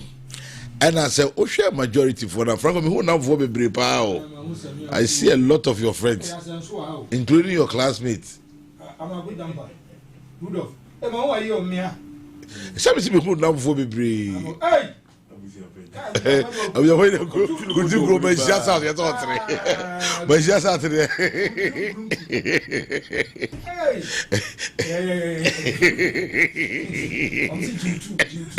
And now, Oko majority side is clearly who's also watching white pa fita. What that's your pop almost celebrating day. I don't know. They're black against white and then yeah, and one but at the end of the day, the and it's that's the finance minister here. I thought it's forcing or this time it's not forcing. No, that's not Kujetu. That's the minister of communication. There be communication. Jata George. But how about education? I think we've been silent a bit on education. I don't know. SARS system where government that's deputy minister. Okay. How did the government term it? The first year's payment. No fee stress. No fees. Yes, no fee policy. No. How is it like? Doc, who are a lecturer? So to say because what complaints? I've been so complaining and there. How is it like? Okay, me that say arrangements ni first year no. All students no bar I was so tier office no. Into to office new year government ebe open portal. Okay. Now we register. Right. Into register through that no create account. Until we academic year na 9 maybe our second semester no wo no ma next can I then abetum. Meaning say or reimburse nya why then what you but challenge kakra woman say ebi akola no to 4,000 maybe a government rate maybe 2,300 nti akola no beji 2,300 no what you 4,000 difference no e say akola no na say then there nti no kre woman say government to friends saying no fee stress no utia but you will be on more and so near students near them. Why is it so? I don't know. Same. Say on say oko university now. It is a friend is saying secondary school. Senior TF4 near her for better as him. Obi a general ata. On the and then a pen in the book and then the casa or become bebre. But obi a home economics. Apart from say okwakusi and the I also taught silver and then a cake because obey practical. Nti the cost are obeying care obi oye home economics no a bit different from your general. Nti uko universities ni so a your mom ye emfa say mathematics because me try maths ono ne de no e book no obesua algebra no asua friends trick no asua differential equations and then a cake count and no it's more of the book.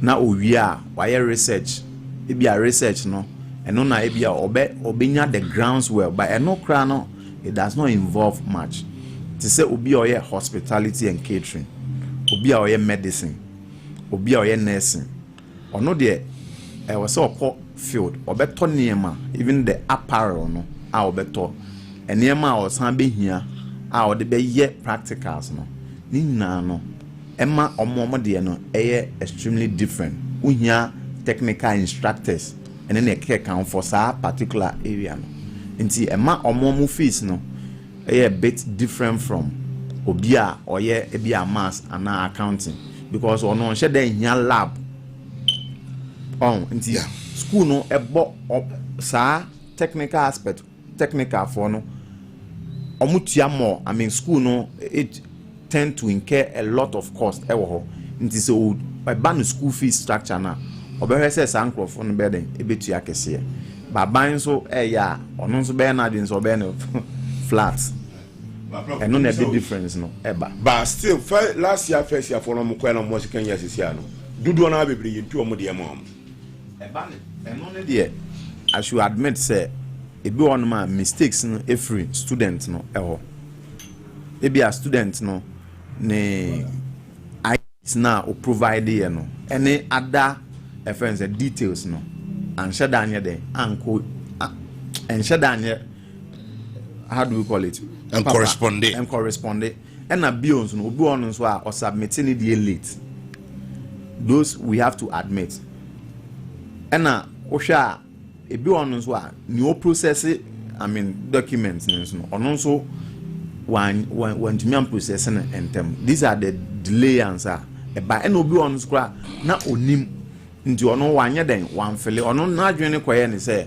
once a ne din wɔ the database of the university nti no aban no bɛyɛ den ebetua ama no and ɛba ne saa na sɛ ebi ɔwofo bi bisa na ɔbɛka sɛ aban no nyɛ den entua na ɔwofo no nso adwene ne sɛ sika no nyɛ den ɛmmae nti these are some of the dynamics but sɛ ɛno saa no kɛbi few but sɛ okay I mean those me bagɛ wɔ KSTU ofele form no time na government di bill portal na e bibia be say ni some of her mates ensa kan mo de ba be si ne me some of those complaints were happen with that one the say follow up no e call registry wa call house time and time again o ko bia de e ka kire na say omo de ne mai omo ntwen omo de ne mai ntwen and the e be den dudu one de no kra ne say aban na tua dudu na ebi wonu ma ontua eno na meka say factors no saa na ma we ti yenhwe aban no waye eno de wo se ebo na ba so say watumi aye but ni aka no na edoso afei de in your short President John Dramani Mahama ever taking his seat now the State of the Nation address now or the amai na yenyina no who said yes etie na bibia so etumi akonkan kama e de amai yenyina anti onso otienia na odi aba ze yedi nkomo no mu bia achecha adwen ewo ensem no ehu bia ma yehunu nia ekoso right from agriculture I heard the energy sector and the President and Kabi Vamfa Kuku farmers no one. And the one can because coming here was the school you did, you know. Yes, it's a one side the economy of Ghana question. Now one make his statement say cocoa is the backbone of Ghana economy cry you mark it down. Over the years, that was in the 80s, so be seen there. Cocoa kuta Ghana sa until say galam say they say na senia na eba oil na senia na eba enti emfaso a o man no anya wo cocoa ho no enya kwa we na esenke treaty farmers say the doc kan say na kan say ekwan bi government corporate sika na kan the dash short for na aba no o make sure so obekushi the farmers dance so obeti o mo e de no bo so. And here is a case government one woman there was assurance to them say you are going to increase the price. The occasion of the woman common sanka. Na kakra na one no so asante so a akan fo baka jo say when ya bibia ma wase a ye mo no kro no. Say o she going to demoralize the farmers. Now let's not forget to say CCR farmers no they are in competition with galamsey because baby unfortunately for Ghana no baby cocoa will be an galamsey ho. And CCR farmers ni bebre na omo dey bufo be in one way balance for the phone number a friend say galamsey for no more to 2 years no. Madam ba cocoa for eheya yi kunsu asasina ewon ade ne bohye no omo de ni nyina magalamse for moto galamse for every now and then we see the conso say chinchina on to asasina mom until with this coming up no definitely obetu adwene be ba say na mentom mom na menyi ska no enti ene ye hwese president edi na no beto sa asem no no ama ye nhihye and I too much then I was to say or reverse price no one say so reverse or more reverse I'm not sure that's going to happen. Yeah, reverse a cabinet decision a buy over the years no omo office na omo cocoa board offices no yes. Be enjoying omo bibia omo saka bia yes omo saka bia over the years omo saka farmer na no woti hasuo ekukura twa no wonam ewura mu wo ka no onu mom na da bia wonye disadvantage show say we are not sensitive to the price of the farmers no. Now cashew farmers are also crying. Franco, you can check this for me to see the 20% reduction cashew prices. And look at the maintain one. It just come to I'm so problem more raising on it. Yes, sir. But me can't education on kakra. But before then, on say Ghana, I mean your constitution, no, any acquire first way, how do we call it? Yeah, democracy, no, effort.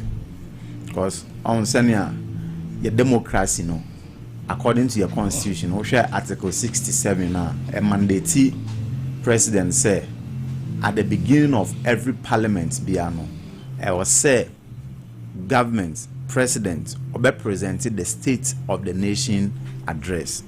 Now we check it senior parliament ayeno both the sides minority any a friend is saying majority send you bia afa ne ho na majority aye fita na minority aye tuntum na hu ne se ema yen Ghana your constitution yen democracy no eye fe that notwithstanding no say ye ba no Ghana se sie ye take a snapshot of yen education sector na o check the key indicators what education mo one eba no gross enrollment nipa dodo asesi ano eba no basic school a ye wa around 5.6 million school ankwada eko KG primary JHS around 5.6 million. Say you rat secondary schools say secondary school nipa dodoa averagely yehwe say e wo hono a 1.6 million 1.6 million. Now cut tertiary so tertiary see ejina around 600,000.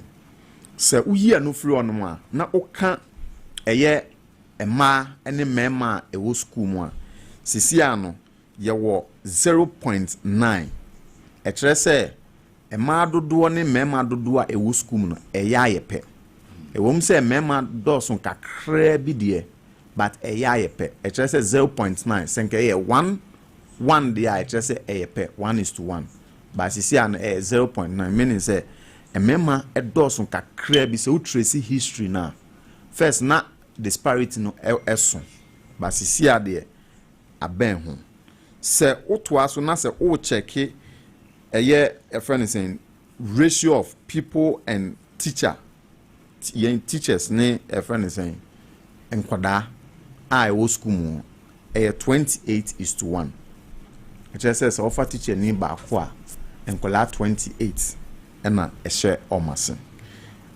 eno no yebetimi aka se eye based on 2022 indexing.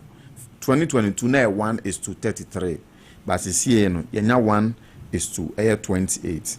So we check in terms of performance rate there who ni say a free 2020 no eba no wasi percentage of pass na increase here until 2025 but no me who say now it was kind of politics because say papa say nye papa first one day no aban ne pese project say free SHS no ama a friend is saying enrollment akosro na nye just enrollment not opese o say in terms of impact no enya better impact because esuafo no omo musua de no dodo na e pass nti you realize say o check 2020 2021 na de bia than pass rate no averagely no na e kosro 2025 there e ba form adenti na ba form na then opposition aka say opese ohese sa free SHS no in terms of its impact say addition for esua de no enye quality enti no ema percentage of pass no e ba form you bet me akọ into the nitty-gritties into nientia e ba form any nientia na e wosoro no but on the whole no so we check here even a bar form no we check sa time na free SHS anyone na percentage of pass in 2025 no better nti that is yen economic how do we call education e ban indicators na sana sisia no yehwe e ban literary literacy rates nso a yakoyanim but o check omo develop normal common na in terms of literacy rate no up to the tertiary level no dodo na nam around 80 to 99%. By Ghana you know 20%. E ho na eha. Nti it's about time ye hwe se yewura mampani obehwe obema ye hu ekwan a ye fa so a in terms of tertiary literacy rate no e be free da baby we 19% no ama yetumi ajampe akoyanim nti se ubisa me a eba no ye education sector na a snapshot picture e wo honie nanso no se bibia bekoyie wo education sector na yenhwe teacher for we on say doctors na minister of health eka say wa mama automatum so man kwa obeyi omdin afri a friend saying payroll what is said teacher for those and saying doctors that ben what is said a teacher for postings yes see a posting a teacher for no man continue ya mama automatum because obayen senior yen Ghana yehwe a teacher for any doctors na ensonson ye ewom e ba ne teacher ni dodo na no awemfo ma ene call a friends a teaching side doctors ne papa was skadeda ne mama was skadeda okọ big school okọ a friends school a eye KT Koi Prempe College no mo ne a friend saying was no mo ne St Augustine no mo ne Wesley Girls na odu ehonum ni wi a single numbers ni adiwura eye a friend saying medical school na nye no nko school fees a omutua no oremfo ba ontumi ntua nti emfa on say bia wanya single number e be ye den ama ne say obetumi ayeden ewura ho ye wia na interview ne bisa say o papa wabusuani bi o ye medical friend saying o ye medical doctor na afedie sa akole ya de bia na okọ school a ye de netna kemu obefia ya han a teacher for external de no na wawie medical school no na waka kire ne say onko a friend saying onko akurase enko ye adwuma susuam pa sa akola no obekọ na say okase onko a ono na ose onko no enha no okase wi ni dia free payroll so a ne papa ebetimi ama ne sika ne maame ebetimi ahwe no emwa didi amen eno ntino okase onko a onko but teacher for there you didn't to a class and more often on say doctors baby ya omoto no hospitals and ya omoto sa hospital do na medical doctors omo accommodation do na our accommodation no and na baby hospital will be an e kamia say district capital nti e krom kota kakra wo ho lights ɛwɔ hɔnom bibia wɔ hɔnom ɛna doctors yɛde ɔmo kɔ bɛno koraa no ɔmo so ɔmo nyɛ den ɔmo nkɔ nti is about time a say yɛ education sector no sɛ yɛpɛ sɛ yɛ ne yi a teacher for yɛnhwɛ ɔmo yɛnhwɛ ɔmo a nea yɛpɛ sɛ yɛnya no wanhwɛ a yɛnya yɛnhwɛ teachers from which that video yeah me said that be American you see no matter the course of our state of the nation address teachers for ba me kai kra say aban ba nkofo bi why they even had the way to even go and teach say there be NTIC and a whole lot of issues me state of the nation there are so many things that is going through my mind many prof many doc me papa be yadwen me bi to say galam say me what the government told us some years back and in small kind no they are doing a direct opposite of what they are saying yeah. Me Galamsey, me Debiam, come see there's no government in Ghana. Let's not go back to Galamsey. I think we've dealt with Galamsey, but let's look at infrastructure and housing. Infrastructure. Krumha, Kumasi Ayewe. Are we expecting to hear something about infrastructure free a war region more? Maybe state housing interchange. Yeah, person better and wants them. The stretch from Accra to Kumasi Expressway, President ever touch on 8 and ever say better sounds every week. Of our say, Adia Bakwan, a man for complaining so much, especially is the movement from Accra to Kumasi.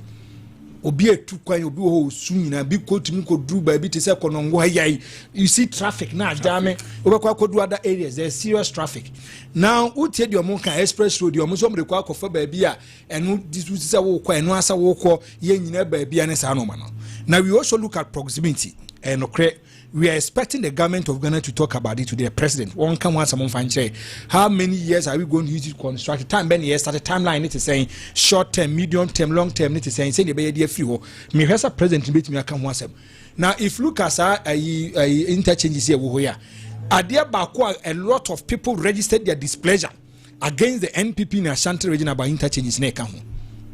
Because if you look at the NPP and the 2021-2022 budget, says they are going to construct about 4 interchanges in Ashanti region, and whereby in 2024-5 no maybe. As we talk today, me mark me far watch it, but I don't know if the work is progressing. Yeah, ever. Are you interchange? So I'm interchange. Yeah. But you say we who share. Kwame, and come my course no. Ekoye say. On says Swami interchange na 40. I'm the minister that's all you need 2 tier. And a casa ba ho or say or increase na for then 3 tier. No the that 4th tier and a ring rules. But as it stands now, any kind of dog, I have a problem with it. That is why we voted the MPP out. They told us they are going to give us a 4th tier. So they didn't know about catch him and say you are going to reduce it to 3 tier. And the whole point is say or no say you can say 40 and a say rate of convergence of traffic no and now who disseminating no say first we are 1 but see I no disseminating no first nanke 1 but see I know 1 2 3 4 on say a classical snapshot of senior ye roads some magazine road no on say nche bia na ye double road. So Bekaya, the Cobrema inside a Cobrema, a Quaco, a North. But you see, once they say I some restructure within short period, yes, some per se and a 3 4 a year and a sad time no, and a year no 4 and by this time, Caffeine yes, Uncle Bubu, amount for 9 rates of say a compensating increasing. Say sad time in Quebec, see, only a casse 3 and fancy 2 and a 3. Rate of traffic no see the call for I didn't know money and in nasa form 400 na see also person you 2 and now you 3 I mean say who drink akwa anymore you have to sustain the in the wisdom of no I didn't know like sometimes no it becomes problematic but on infrastructure no I think there are some data surrounding our infrastructure, which of course are mpesenka yinina no yeshe. I wanted us to finish with Swami interchange, you know. Because me, for example, me update, you know. I've stated my point, just as Doc now can ODA. I think if we leave it at 4 now, it's the best. Because every blessed minute be a yenini. Yeah, yes. Every blessed minute be ano yenini. Until when any katse. I think somebody used Pukuase as an example. Say, yes, maybe 4th tier. I can't do saying the fact yes. that no, you can't do that. I think the president is ready. Easy to find the address. His Excellency the President now. For the State of the Nation address, no, we'll be back. Ebasiaba.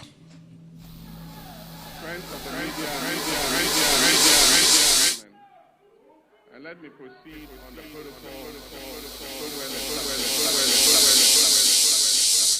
Distinguished guests, ladies and gentlemen. It is both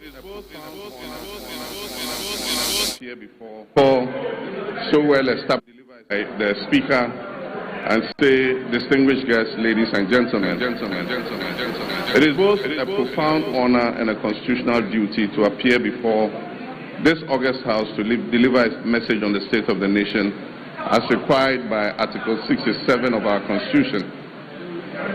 I do this with the perspective and through decades of public service, including my time in this very chamber as a member of parliament representing Bole Bamboy, and my previous term of office as President of the Republic from 2012 to 2017.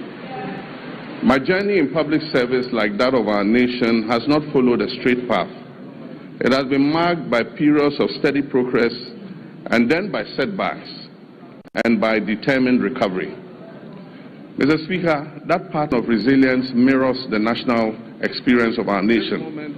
And today I stand before you to speak to another such defining moment, a moment in which our nation is on the rebound of national renewal and of restored hope. This moment is being shaped by hard choices, institutional resolve, and a renewed commitment to stability and national purpose. Mr. Speaker, in just a few days, on 6th March 2026, our dear nation Ghana will celebrate 69 years. It reflects where we have been. It acknowledges the difficult restoring hope. This theme is not merely ceremonial. It is the blueprint that guides our administration's vision and actions. It reflects where we have been. It acknowledges the difficulties we have endured and the Accra reset. The Resetting Ghana agenda is our national commitment to restore economic stability, rebuild public trust in our democracy, strengthen our institutions, and deliver tangible improvements in the lives of ordinary Ghanaians. It is about turning the page on years of mismanagement and confronting our challenges with honesty, and charting a new course anchored in fiscal discipline, transparency, and sustainable development. The Accra Reset, on the other hand, is our continental commitment. It recognizes that Ghana's prosperity cannot be separated from Africa's progress. It calls for a fundamental shift in how African nations relate to one another and to the world, from dependence to self-reliance, from fragmentation to integration, and from reactive postures to strategic leadership. Mr. Speaker, these two agendas are deeply interlinked because we cannot build lasting prosperity at home without contributing to stability and growth across our continent. Equally, we cannot lead effectively on the continental stage if our own house is not in order.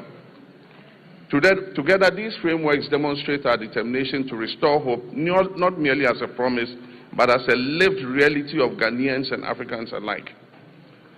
As we build on the foundation laid in 2025, the first year of my return to the presidency, we do so with clarity of purpose, unity of action, and confidence in our ability to deliver a future worthy of our people's sacrifice and their aspirations.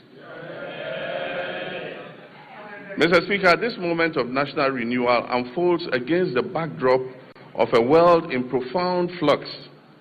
The global order we once knew is being rapidly reshaped, and the so-called rule-based international system endures only as long as it protects the advantages of those who designed it.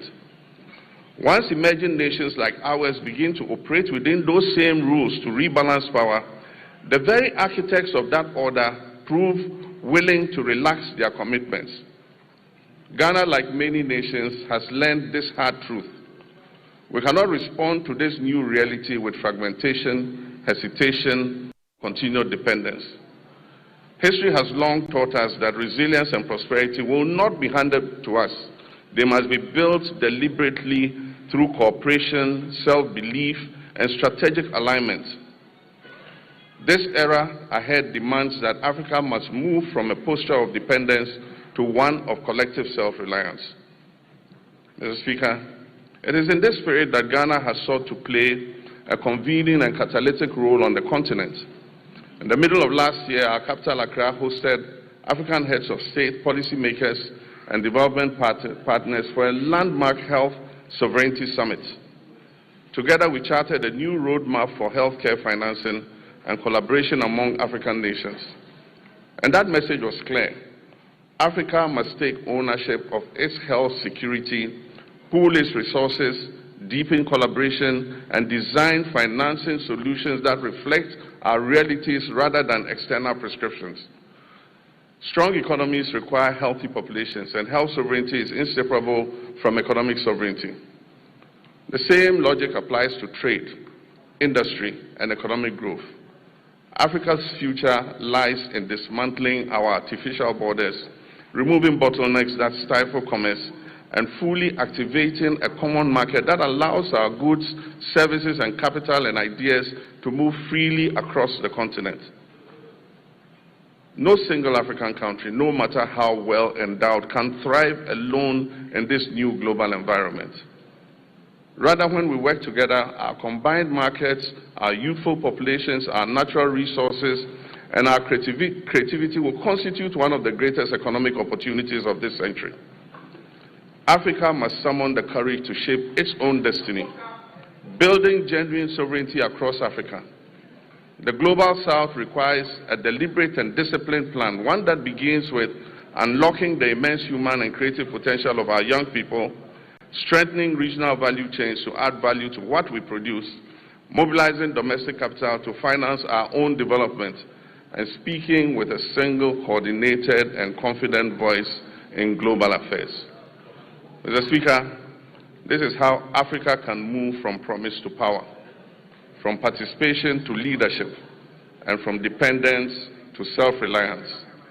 The path forward is clear. Africa must rise with confidence, unity, and purpose. And Ghana stands ready not only to rebuild at home, but also to work hand in hand with our African brothers and sisters to shape a future that is defined by shared strength, dignity, and prosperity. Mr. Speaker, we have resolved here in Ghana to operate with our eyes open, to protect our sovereignty, and to design policies that place our people first. We'll continue to engage with the world, but on terms that reflect our interests. We will uphold global norms, but we will not outsource our judgment. And we will build resilience at home so that shifts in external power do not translate into hardship for our citizens. Mr. Speaker, when I last came before this House, I spoke candidly about the depth of the challenges we had inherited across all facets of our nation. Mr. Speaker, nowhere was this national malaise more evident than in the economic sector. We inherited an economy in severe crisis, burdened by unsustainable debt, high inflation, a rapidly depreciating currency, and an escalating cost of living crisis that had left our citizens reeling from unimaginable hardship caused by years of general imprudence and reckless management of the economy. Mr. Speaker, I was clear from the outset that recovery would not come easily. But I was also clear that I'll stop at nothing to turn this situation around and bring relief to Ghanaians. I promised then that just as I have confronted and overcome crisis in the past, I'll reset our economy and return us to a path of growth, progress, and development. Mr. Speaker, I told August House then, when I appeared before you last year, that we would have to take tough, prudent, and necessary decisions to restore stability and credibility. Today, Mr. Speaker, I can say to you with confidence, Ghana is back. Ghana is working again. And Ghana is open for business. The fundamentals are improving, and the path to sustained acceleration is very clear to everyone. From the outset, we resolved to choose discipline over waste, reform over excuses, and stability over speculation. As a responsible government, our first order of business was to halt the economic hemorrhaging and restore order to our public finances. We tightened expenditure and commitment controls. We improved payables reporting and conducted a comprehensive audit of 2024 commitments to restore credibility and discipline. Mr. Speaker, these measures have begun to deliver some of the most remarkable economic outcomes in decades. Mr. Speaker, as we approach the celebration of our 69th independence anniversary, we do so not only with pride in our past, but also with renewed hope for our future. We are building prosperity through sound policy, responsible governance, and inclusive growth. We are restoring hope by delivering on our promises and proving that good leadership makes a measurable difference in our people's lives. The Resetting Ghana agenda is working. The Accra Reset is gaining momentum. And together they are laying the foundation for a stronger, more resilient, and more prosperous Ghana. Mr. Speaker, our nation is on the runway. It is in takeoff mode. And you are all advised to fasten your seat belts.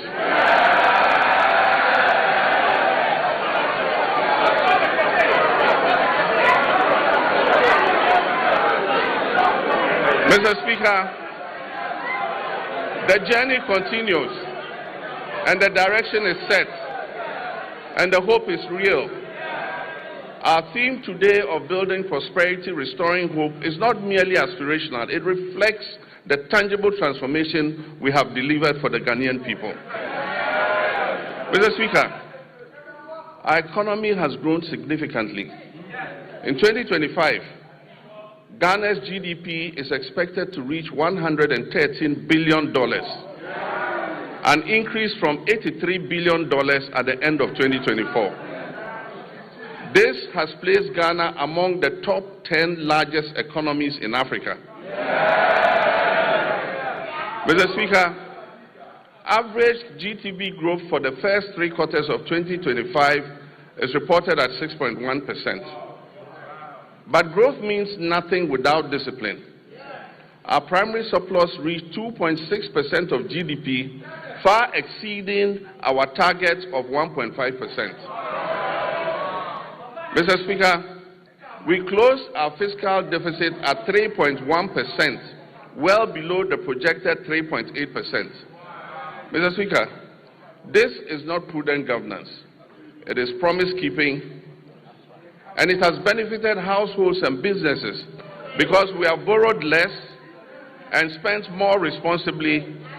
Interest rates have fallen, confidence has returned, private businesses are breathing again. Mr. Speaker, the 19th of December 2022 will go down as one of the darkest days in Ghana's economic history.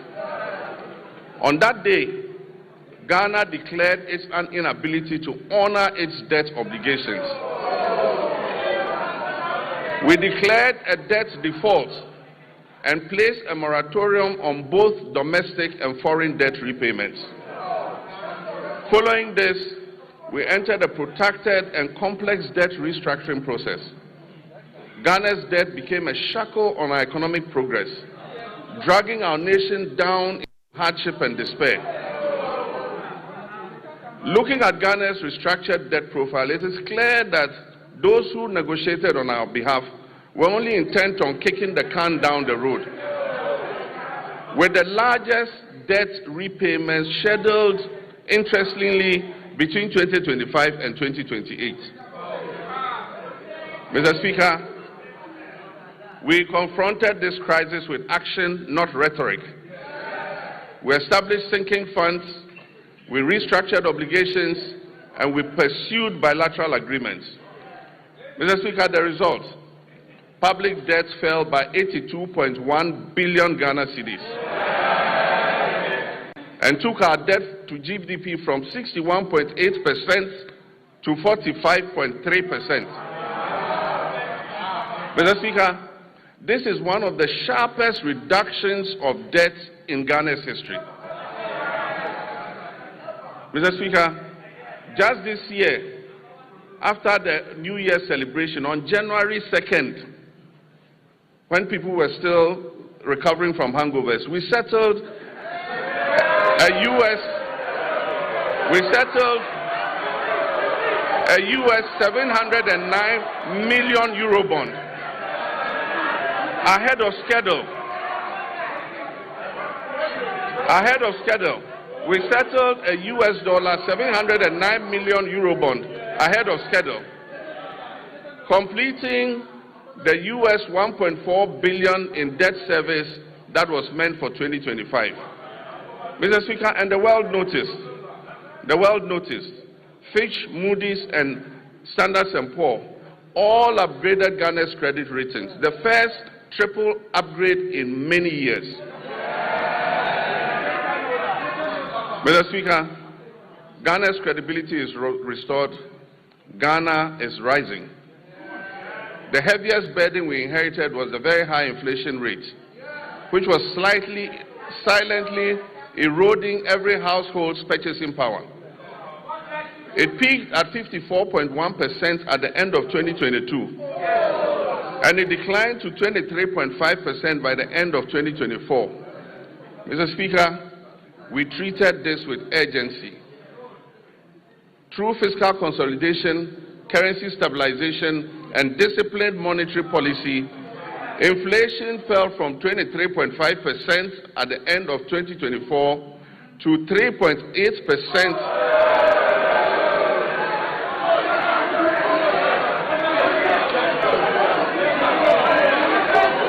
Mr. Speaker, inflation fell from 23.5% at the end of 2024 to 3.8% over 13 consecutive months by January 2026. Mr. Speaker, and very interesting, food inflation, which had been the main driver of the upward pressure on inflation, fell by 26.6 percentage points. Inflation for locally produced goods fell by 22.6 percentage points. Mr. Speaker, these are not just statistics. These translate into the reality of a parent being able to put food on the table for their children. It translates into the reality of businesses thriving and creating opportunities for Ghana's young people. Mr. Speaker, petrol prices dropped from 15.2 Ghana cedis to 10.7 cedis per litre. And only recently, it dipped below the 10 cedi mark to 9.97.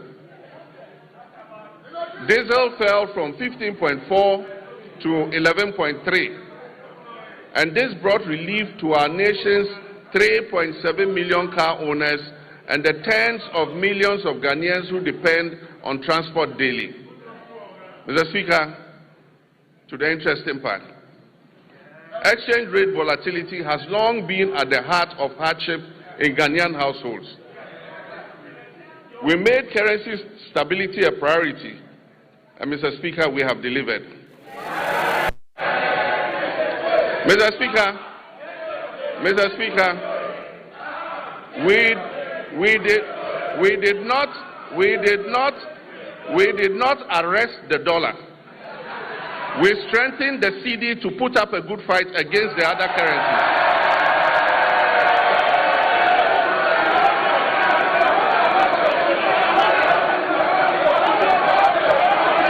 Mr. Speaker, we did not arrest the dollar. We strengthened the CD to put up a good fight against the other currencies.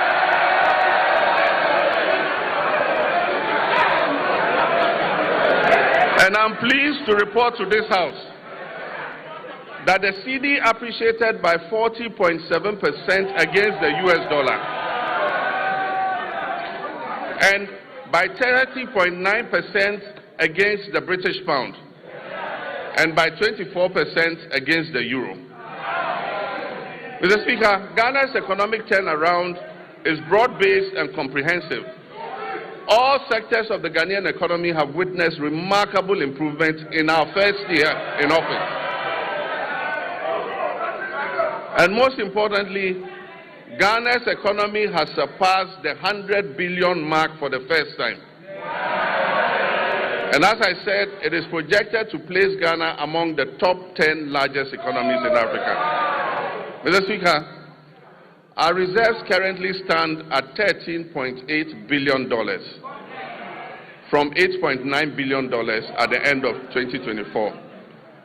This covers 5.7 months of import. A key driver of this development has been the establishment of the Ghana Gold Board. By formalizing gold exports, we have reduced smuggling. We have increased recorded exports in the artisanal and small-scale mining sector from 63.6 tons to 103 tons. And we've channeled that foreign exchange into our economy. Mr. Speaker, when the CD stabilizes, imported inflation falls, businesses can plan better, and household incomes improve. Mr. Speaker, as global uncertainty grows, it is necessary for us to reduce our country's exposure to external shocks, break the cycle of economic downturns, and safeguard our macroeconomic stability. Just last Wednesday, 25th February 2026, the Minister for Finance presented the Ghana Accelerated National Reserve Accumulation Policy to this House. Mr. Speaker, this policy seeks to strengthen our country's external resilience by increasing our international reserves to 15 months of import cover by the end of 2028, supporting long-term structural transformation while safeguarding macroeconomic stability. Mr. Speaker, it is forecast that gold prices will remain high over the next 3 years. And so this presents us with a unique opportunity to build an economic war chest to withstand any global economic shocks, to secure our macroeconomic stability and improve the standards of living of our citizens and build a lasting prosperity for future generations. This is what the GANRAP policy seeks to achieve. Mr. Speaker, we abolished nuisance taxes that were levied on Ghanaians between 2017 and 2024. These included the e-levy, the betting tax, the emission tax, the COVID levy, and so forth. Mr. Speaker, we have reformed VAT comprehensively. One, by abolishing the 1% COVID-19 levy, decoupling GetFund and NHIL from VAT, reducing the effective VAT rate from 21.9% to 20%, raising the VAT threshold to 750,000 Ghana cedis to exclude petty businesses, and extending zero rating on textiles up to 2028. Mr. Speaker, these fiscal reforms have effectively put 6 billion Ghana cedis back into the pockets of Ghanaians. Interest rates have fallen from above 30% to currently between 18 and 20%, freeing up credits for businesses and households. And according to the Ghana Statistical Services, over 1 million Ghanaians have found employment between Q1 and Q3 of 2025. Mr. Speaker, and 950,000 Ghanaians have escaped multidimensional poverty over the same period. Mr. Speaker, I'm pleased to report that our external position has strengthened significantly. By December 2025, our current account recorded a surplus of 9.1 billion, representing 8.1% of our GDP. This is a remarkable increase from 1.5 billion or 1.8% of GDP in 2024. These achievements have been driven by robust gold, cocoa, and non-traditional exports, and increased remittance inflows. This improvement demonstrates that our economy is gaining strength and resilience again on the global stage. We've moved decisively from planning to action on our flagship 24-hour economy and accelerated export development program. This was officially launched in 2025, and this transformative initiative is designed, 1, to unlock round-the-clock economic activity, 2, deepen our value chains across key sectors, 3, boost productivity and support export growth, and 4, create quality jobs in agriculture, manufacturing, logistics, and services. Mr. Speaker, I want to thank this August House.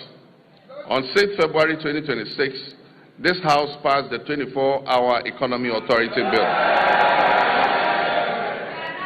This has established the regulatory framework and the legal mandate that was necessary for full implementation. Last week, at the cabinet meeting held, I had the honor of signing this historic legislation into law. All is now set for takeoff. This is the boldest economic transformation initiative in Ghana's recent history. Mr. Speaker, in this year's budget, 110 million has been allocated to begin the setting up and implementation of the 24-Hour Economy Authority. These resources will enable businesses to operate beyond traditional business hours. They will attract investment through strategic partnerships with the Development Bank of Ghana and the Ghana Infrastructure Investment Fund, and they will strengthen the foundations for sustained growth and job creation, especially for our young people. This is about building prosperity and restoring our people's hope through concrete action. Mr. Speaker, a nation that does not learn from past mistakes cannot get out of the cycle of problems that impose hardships on its citizens. We've just begun to emerge from the most devastating economic crisis in our nation's recent history. This crisis was triggered by general financial indiscipline, huge deficits, and massive debts that were occasioned by persistent and unbudgeted expenditure to meet the ends of convenient politicking. In the last week, we have had to take the painful but necessary decision to revise the producer price of cocoa to achieve competitive pricing and resolve the acute liquidity challenges in the sector. Mr. Speaker, failure to do this as others did and left a debt of 32 billion for this government to pay. Failure to do this would have meant borrowing billions in borrowed funds. Mr. Speaker, this unplanned expenditure would have taken us right back to the very devastating economic problem we have only recently begun to escape. So, Mr. Speaker, while fully understanding the concerns and protests of our farmers, I can firmly assure them that the reforms announced by government will see a total transformation of the cocoa sector. And it will guarantee them a fair and transparent price that enables them to meet the cost of producing the commodity and making decent margins. Mr. Speaker, the difference between economic hardship and avoiding the same is the exercise of sound economic judgment. And I'm determined to take decisions that ensure our collective well-being and avoid the suffering of all our citizens. These are difficult decisions to take, but Mr. Speaker, I had to take them. Mr. Speaker, we are bringing legislation to this House to tighten our procurement processes by banning sole source contracts, except in exceptional circumstances. We will also bring legislation to this House to make it mandatory to seek Parliament's prior approval before any government asset or property is leased out or sold. This includes lands and state enterprises. Mr. Speaker, last Tuesday, I caused the Minister of Finance to lay before this House the value for money office bill. This is a landmark measure, a fulfillment of yet another campaign promise to the good people of Ghana. And this is designed to decisively end waste, inflated contracts, abandoned projects, and chronic cost overruns that have for far too long drained the public purse. All these measures are intended to improve public trust and accountability. Mr. Speaker, in January 2025, we inherited an energy sector on the brink of collapse that had been precipitated by a severe financial crisis. The sector was burdened with a staggering debt of 80 billion Ghana cedis, strengthening the operational viability of key power producers. The 500 million World Bank partial risk guarantee, a critical risk mitigation instrument that was established in 2015 during my first term to safeguard the nearly 8 billion of private sector investment that was put into the offshore Cape Trade Points field, had been fully drawn down and exhausted due to prolonged non-payment for gas consumed. Mr. Speaker, at the distribution level, the Electricity Company of Ghana was plagued by high commercial and technical losses, collecting only 62% of the energy it purchased from generators and declaring less than 50% of its collection into the cash waterfall mechanism. Mr. Speaker, the result was severe liquidity shortfalls and power challenges throughout 2024.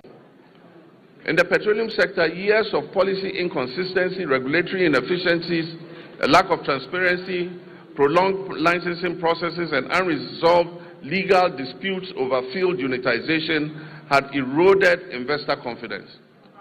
Consequently, crude oil production declined by approximately 32% between 2019 and 2024. It fell from 71.4 million barrels per day to 48.2 million barrels. Mr. Speaker, I'm pleased to announce that as of December 31st, 2025, government has fully repaid and restored the entire 500 million World Bank guarantee, including interest. This has reinstated the facility in full and reaffirmed Ghana's standing as a credible and reliable partner on the global stage. Mr. Speaker, I can also announce that we are paying for every gas we are consuming today. In addition, between January and December 2025, through carefully coordinated policy actions, the government settled all outstanding gas invoices that were owed to ENI and Vitol, amounting to approximately $500 million. And so Ghana is now fully up to date with its gas consumption obligations to the Sankofa partners.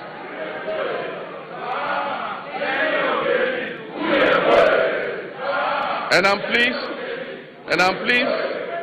to announce that the 2026 budget has made adequate provision to ensure timely payments for all liquid natural gas that we consume going forward. Mr. Speaker, to ensure equity and fairness, the government has also held constructive engagements with Tallow Oil and the Jubilee Field partners, and we've reached a comprehensive roadmap to guarantee full payment for all gas that is consumed.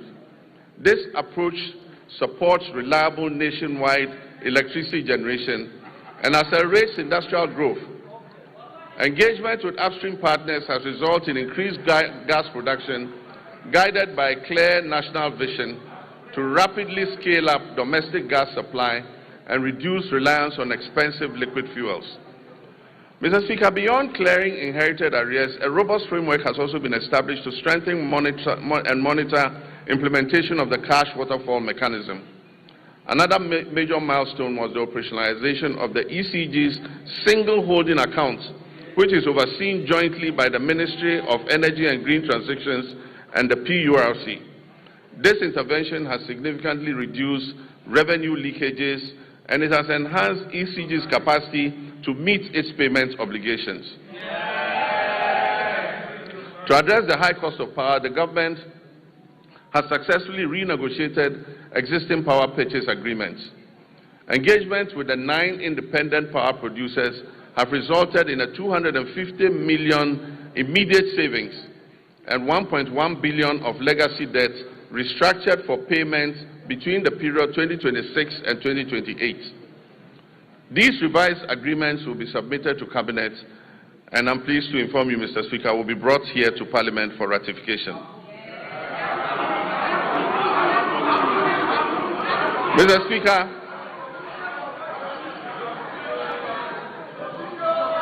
under the Rural Electrification Program, 200 out of the 400 targeted communities have been connected to the national grid, with a further 100 at various stages of completion. The national electricity access for Ghana today stands at 89.05. We are committed to ensuring that every Ghanaian has access to reliable, affordable electricity. It is worrying that the Electricity Company of Ghana continues to experience high power losses, with reports indicating that around 25% of generated power is lost. To address this phenomenon and anchor the gains we have made, adopting private sector participation, particularly in billing and collection, is the most effective way to significantly reduce these losses. Cabinet has approved the multiple lease method for concessions in the distribution utilities, and work is ongoing to implement this critical reform. Mr. Speaker, the Bui Power Authority has completed an additional 50 megawatts of solar power. In the distributed solar sector, 30 megawatts was achieved through rooftop installations, bringing our total installed capacity to 250 megawatts of solar, and this represents 5% of renewable energy in our entire generation mix. A few months ago, I broke ground for a 200 megawatt solar power project at the Dawa Industrial Zone, with the first 100 megawatts scheduled for completion in December 2026. The Ministry of Energy and Green Transitions is constructing 35 mini-grids to serve 47 islands and lakeside communities in the Oti, Savannah, and Bono East regions. The Ministry will also supply 12,000 new smart net meters from the end of the first quarter of this year, 2026. And under the off-grid solar home system for public institutions, delivery of materials for the first phase of 350 systems has commenced. It means that public institutions are going to be fitted with solar to reduce their power consumption. Mr. Speaker, as part of the last mile electrification effort to achieve 99.98% universal access by 2030, the Ministry has mainstreamed mini-grids into the National Electrification Scheme.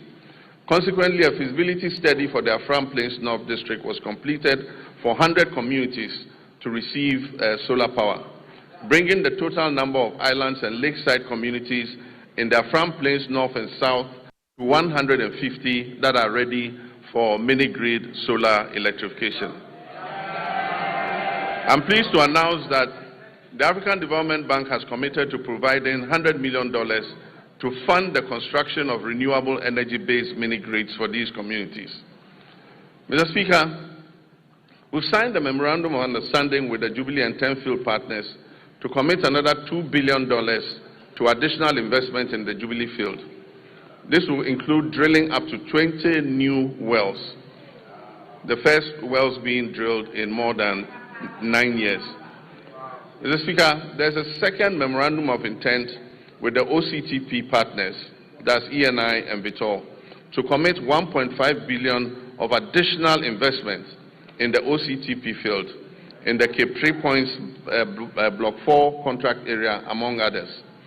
This agreement will significantly increase Ghana's oil and gas production, thereby enhancing energy security, domestic demand, and infrastructure development.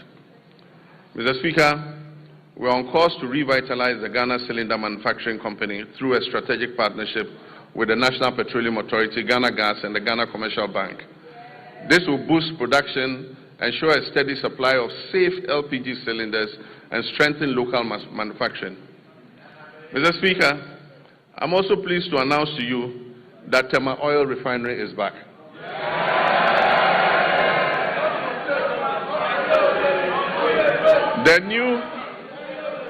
The new management of the refinery has successfully completed extensive turnaround maintenance, and I'm pleased to inform you that this August House that for the first time since 2018, the refinery has commenced processing of crude oil into petroleum products again.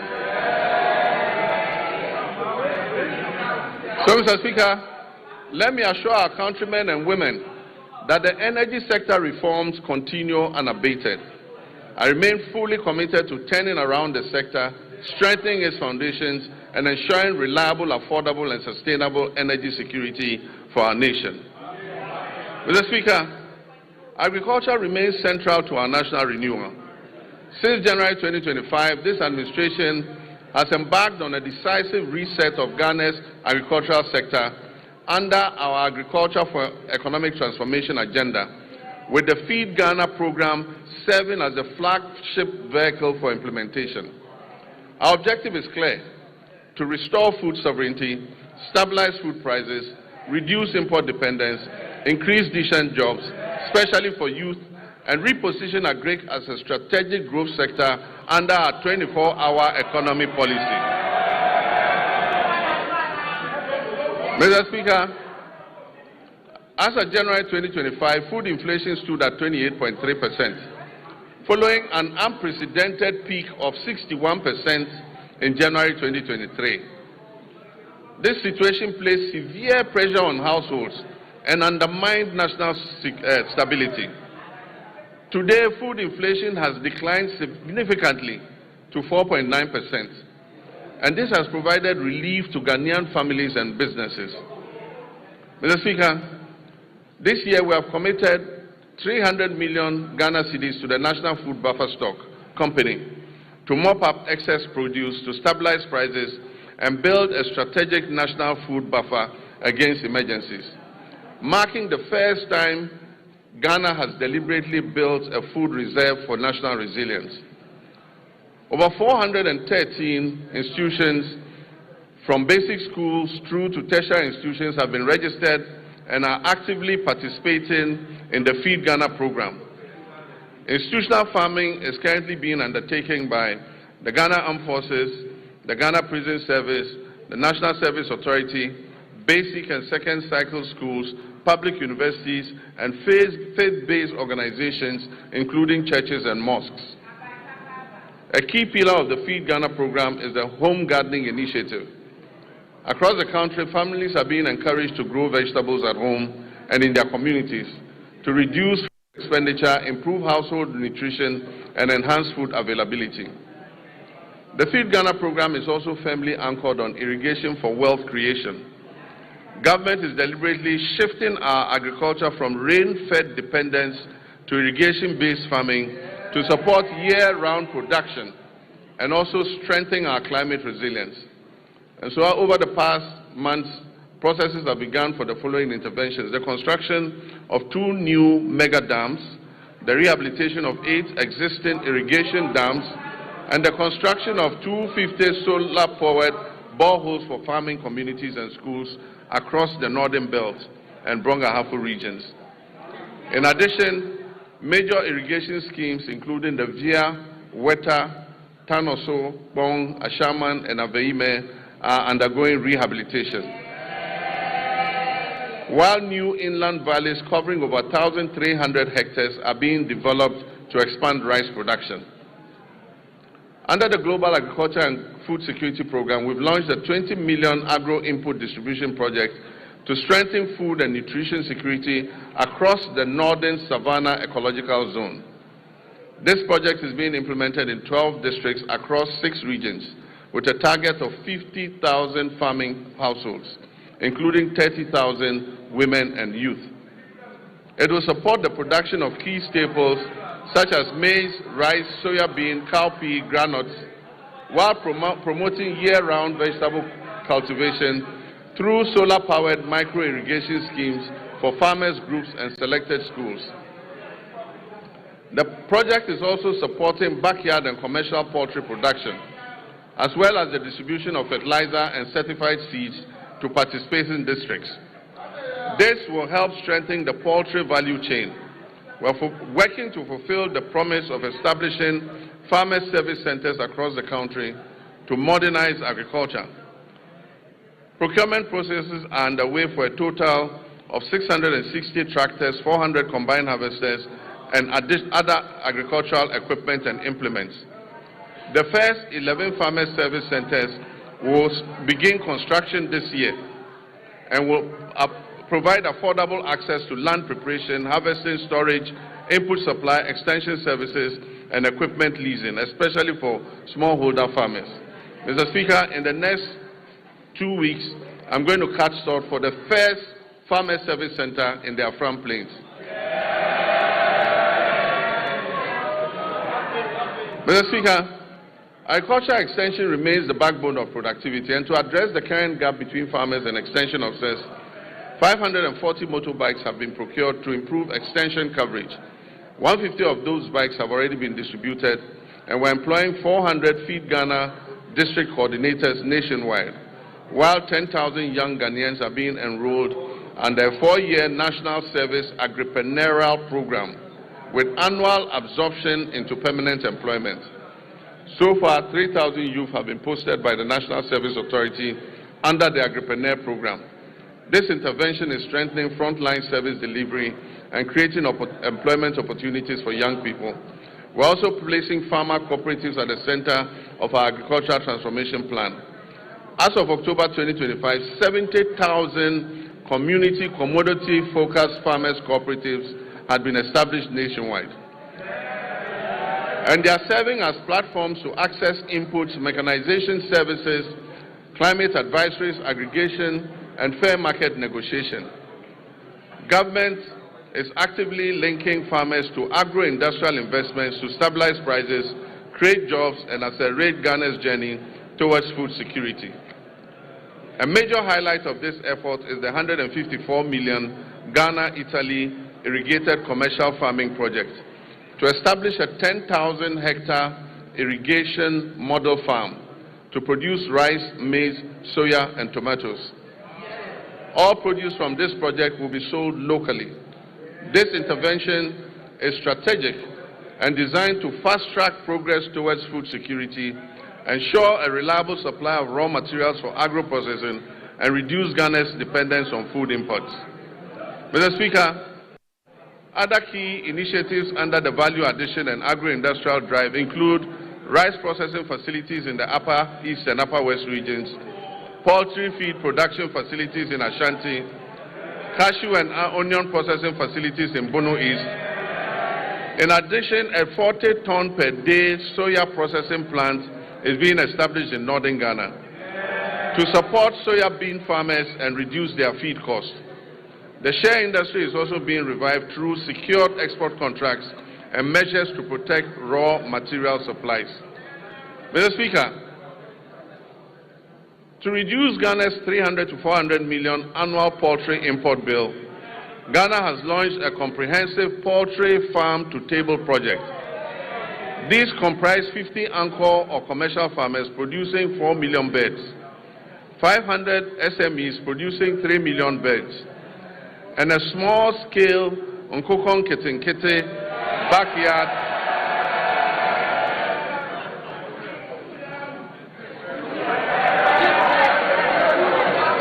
Nkokon and a small-scale Nkokon Kitinkiti backyard poultry program that is targeting 3 million birds nationwide, with emphasis on women and young children.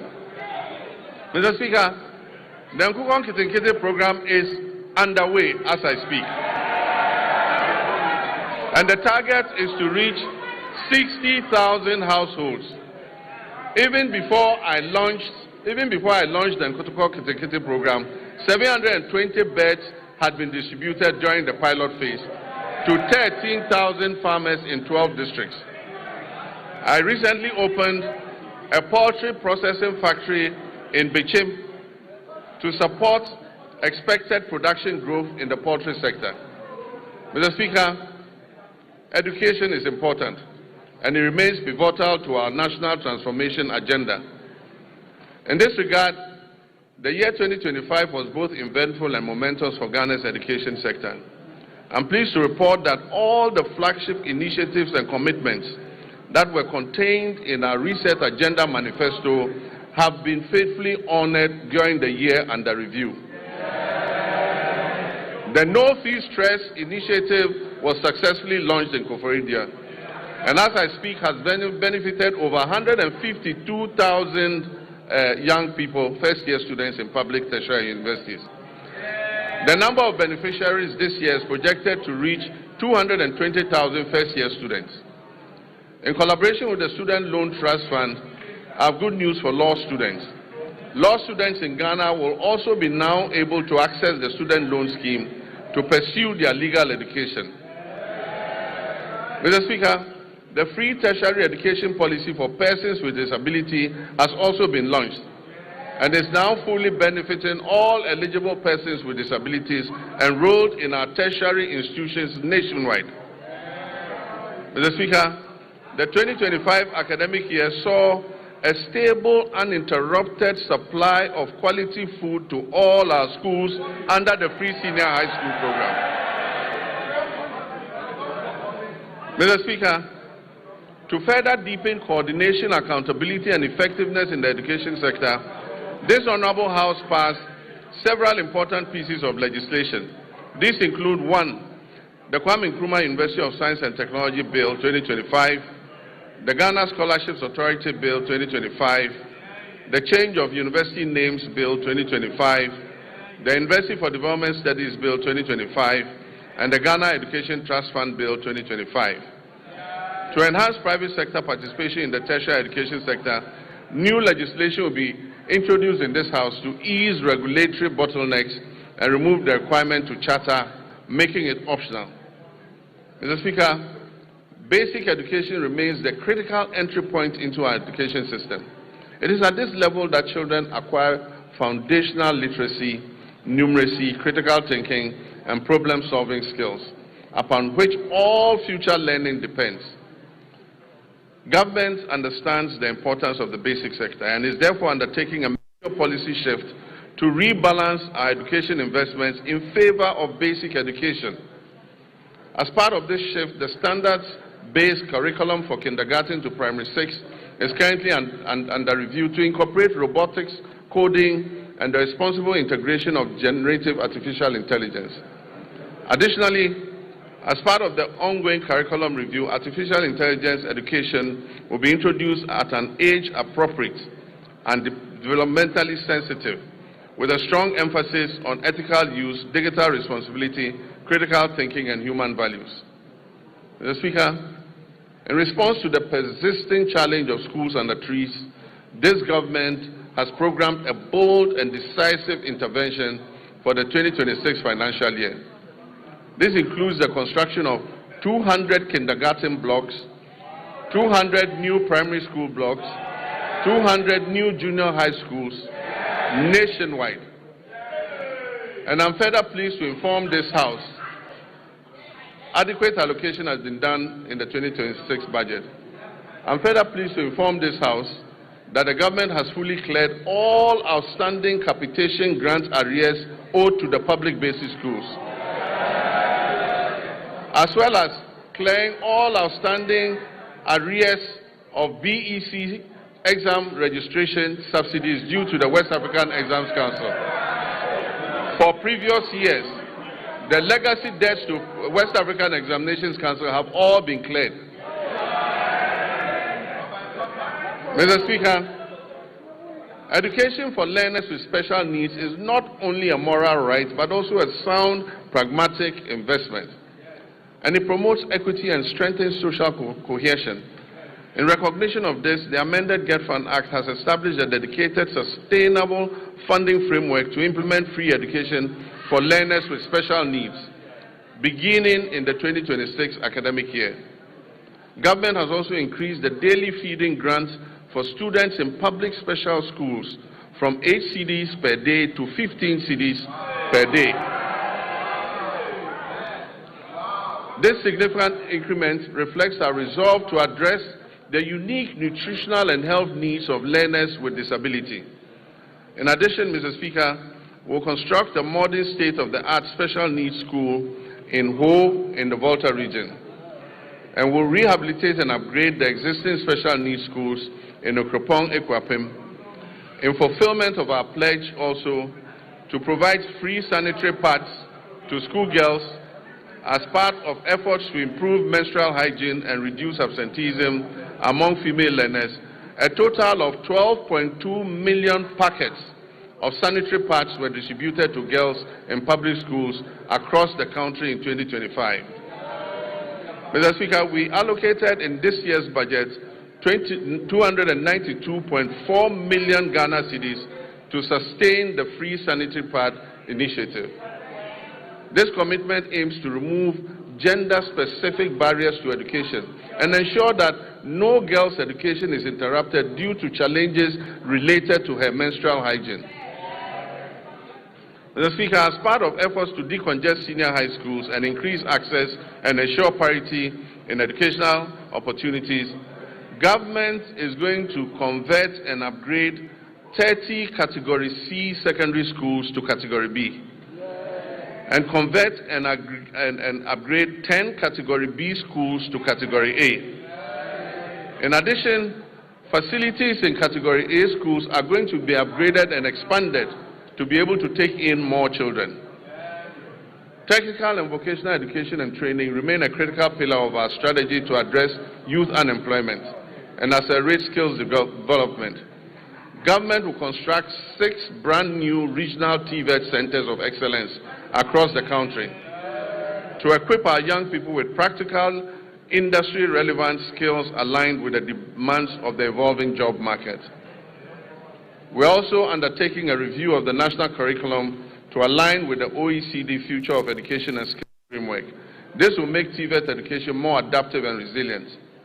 Mr. Speaker, to expand access to higher education and support balanced regional growth and meet the rising demand for quality tertiary education, we've entered international partnerships to establish 2 new public universities, one in Kentapo in the Bono East region, another in Jasikan in the Oti region. I'm happy to announce also that a grant has been sourced from China to establish a new public university in Damango in the Savannah region. Mr. Speaker, technical universities play a critical role in closing the skills gap and reducing youth unemployment by delivering high-quality, industry-aligned and practice-oriented training within a broader policy framework that stimulates labor demand. In this regard, government is going to establish 3 new technical universities to strengthen skills development, enhance innovation, and support national industrialization efforts. Mr. Speaker, the Teachers Housing Initiative is a joint effort involving district assemblies, Common Fund, Get Fund, NAT, and JESOPs.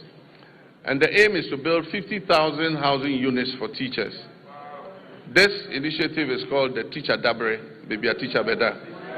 This partnership demonstrates our collective dedication to enhancing teachers' living conditions and boosting the retention of teachers, especially in rural and remote areas, and ensuring that teachers can live, work, and retire with dignity and security.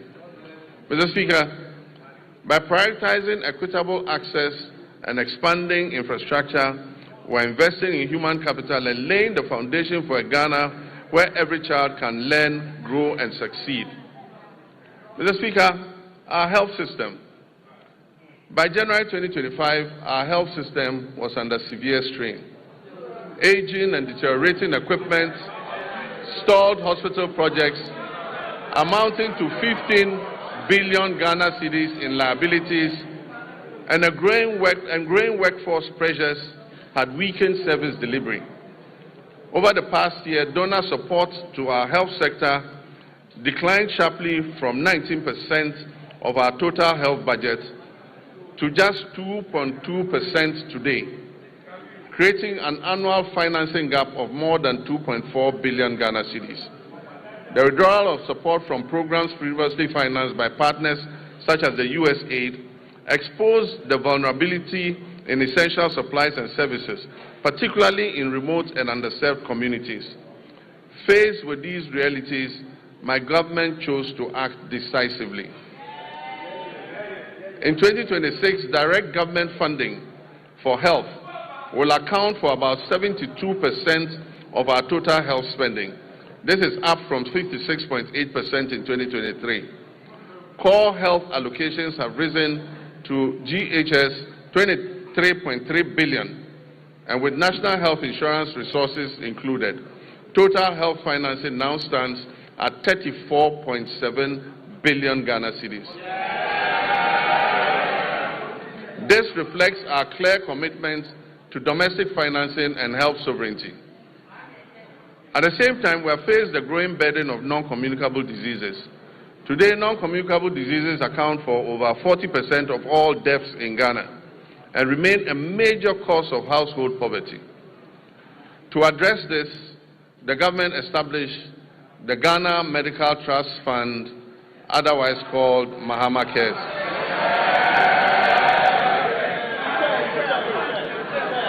Mr. Speaker, this is the first nationwide financing mechanism dedicated to chronic and non-communicable diseases. Mr. Speaker, the National Health Insurance Levy has been uncapped. Claims payments are now timely, with facilities no longer waiting more than 6 months as happened in the past for payment to be made.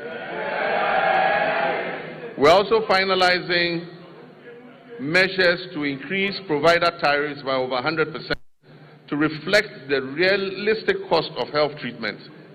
As a result of the increased trust, NHIS enrollment has risen from 57% at the start of 2025 to 66% today. Mr. Speaker, Ghana's health workforce density has risen from 16.6% per 10,000 people in 2025 to nearly 42 per 10,000 today, while public sector health employment has doubled to approximately 200,000 workers. And yet, significant challenges remain. At the beginning of 2025, when we took over, 103,000 trained health workers were still awaiting placement, employment, or enrollment onto the payroll. Over the past year, 13,500 nurses and midwives, along with hundreds of doctors and pharmacists, have been absorbed into the public payroll. Nursing trainee allowances have been regularized and restored.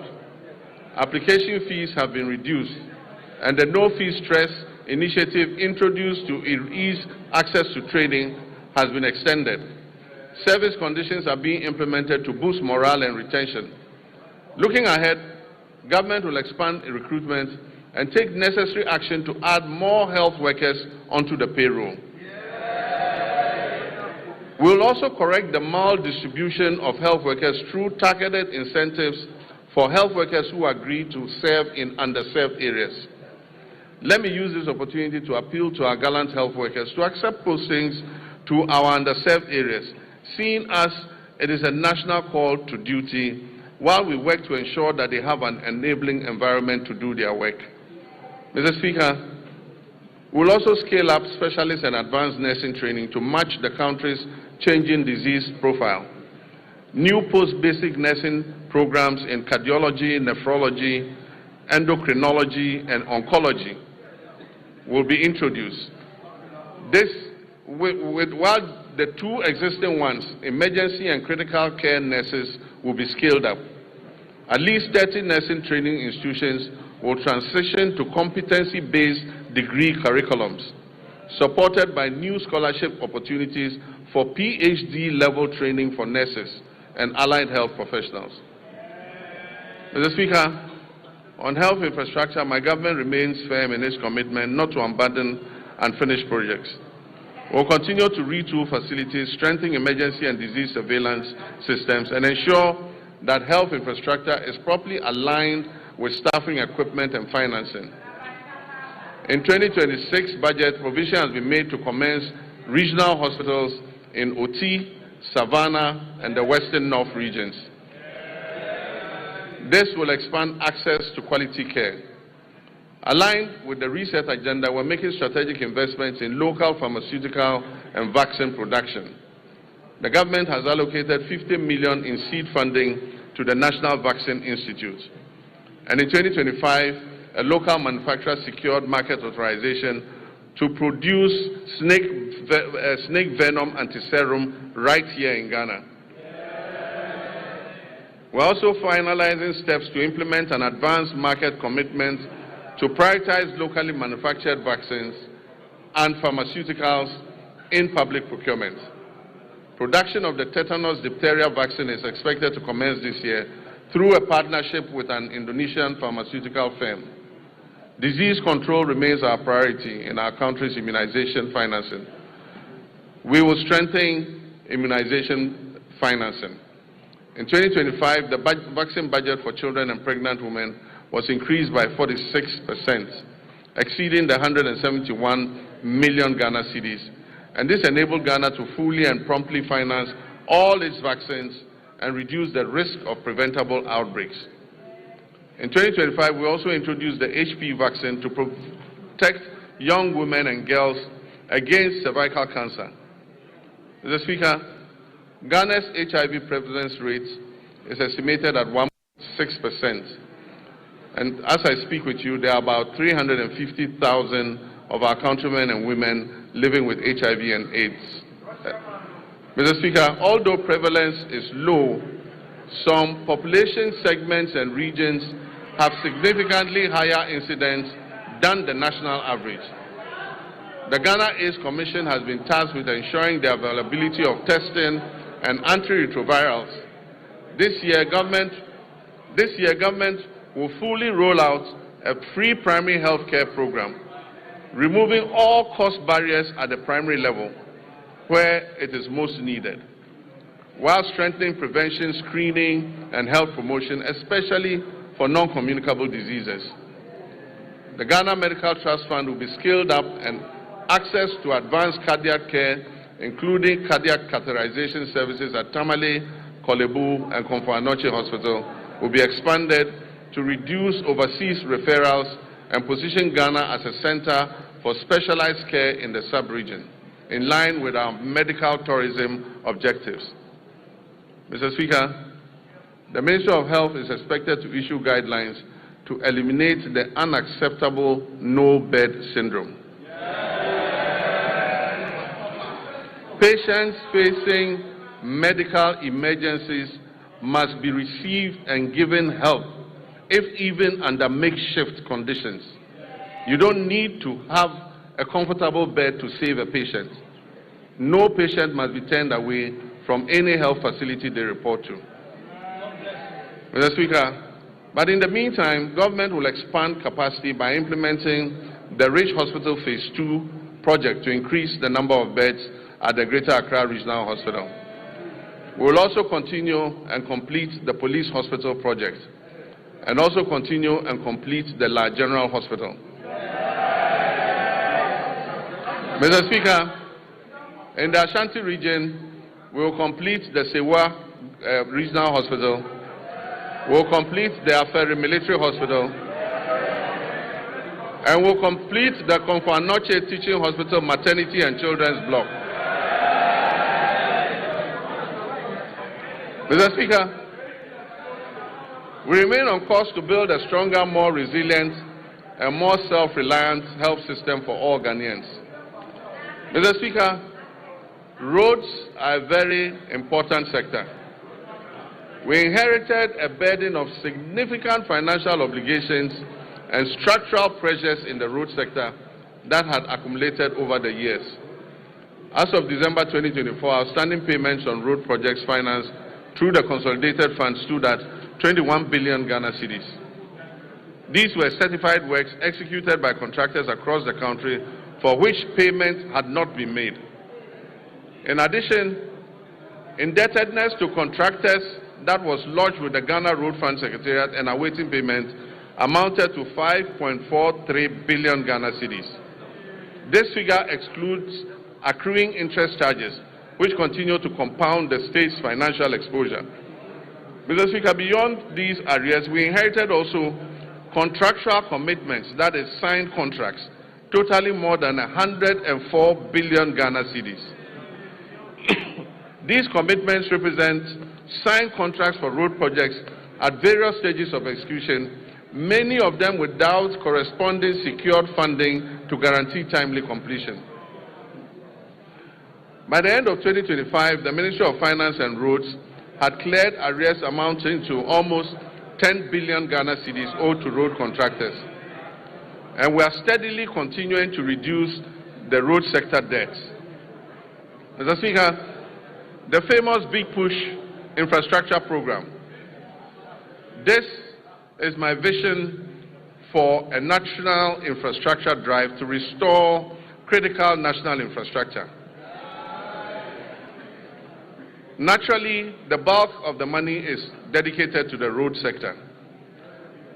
We want to open economic corridors, create jobs, and reduce the cost of doing business.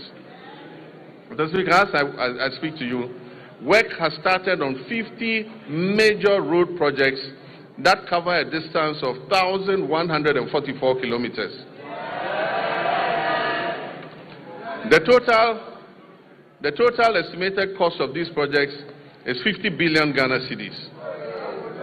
Meanwhile, government is also completing 23 projects that were awarded by the previous administration but were not paid for. These projects amount to another 573 kilometers and are estimated to cost 15 billion cedis. So if you add that to the 1,500, it means about 2,000 kilometers of roads are currently undergoing rehabilitation as I speak. This is the biggest major investment in our road sector in the history of Ghana.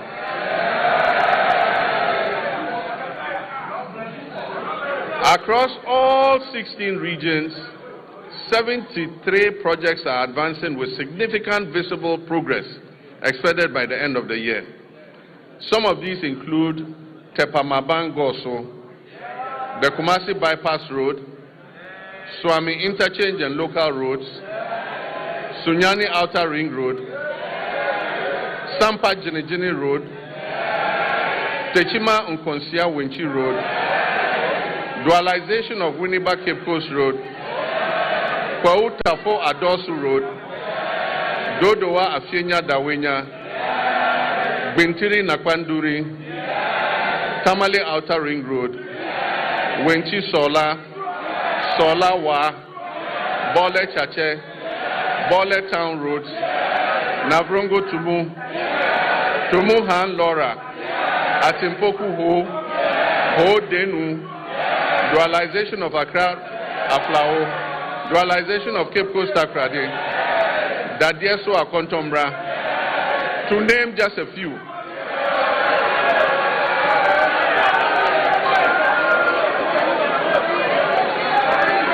Mr. Speaker,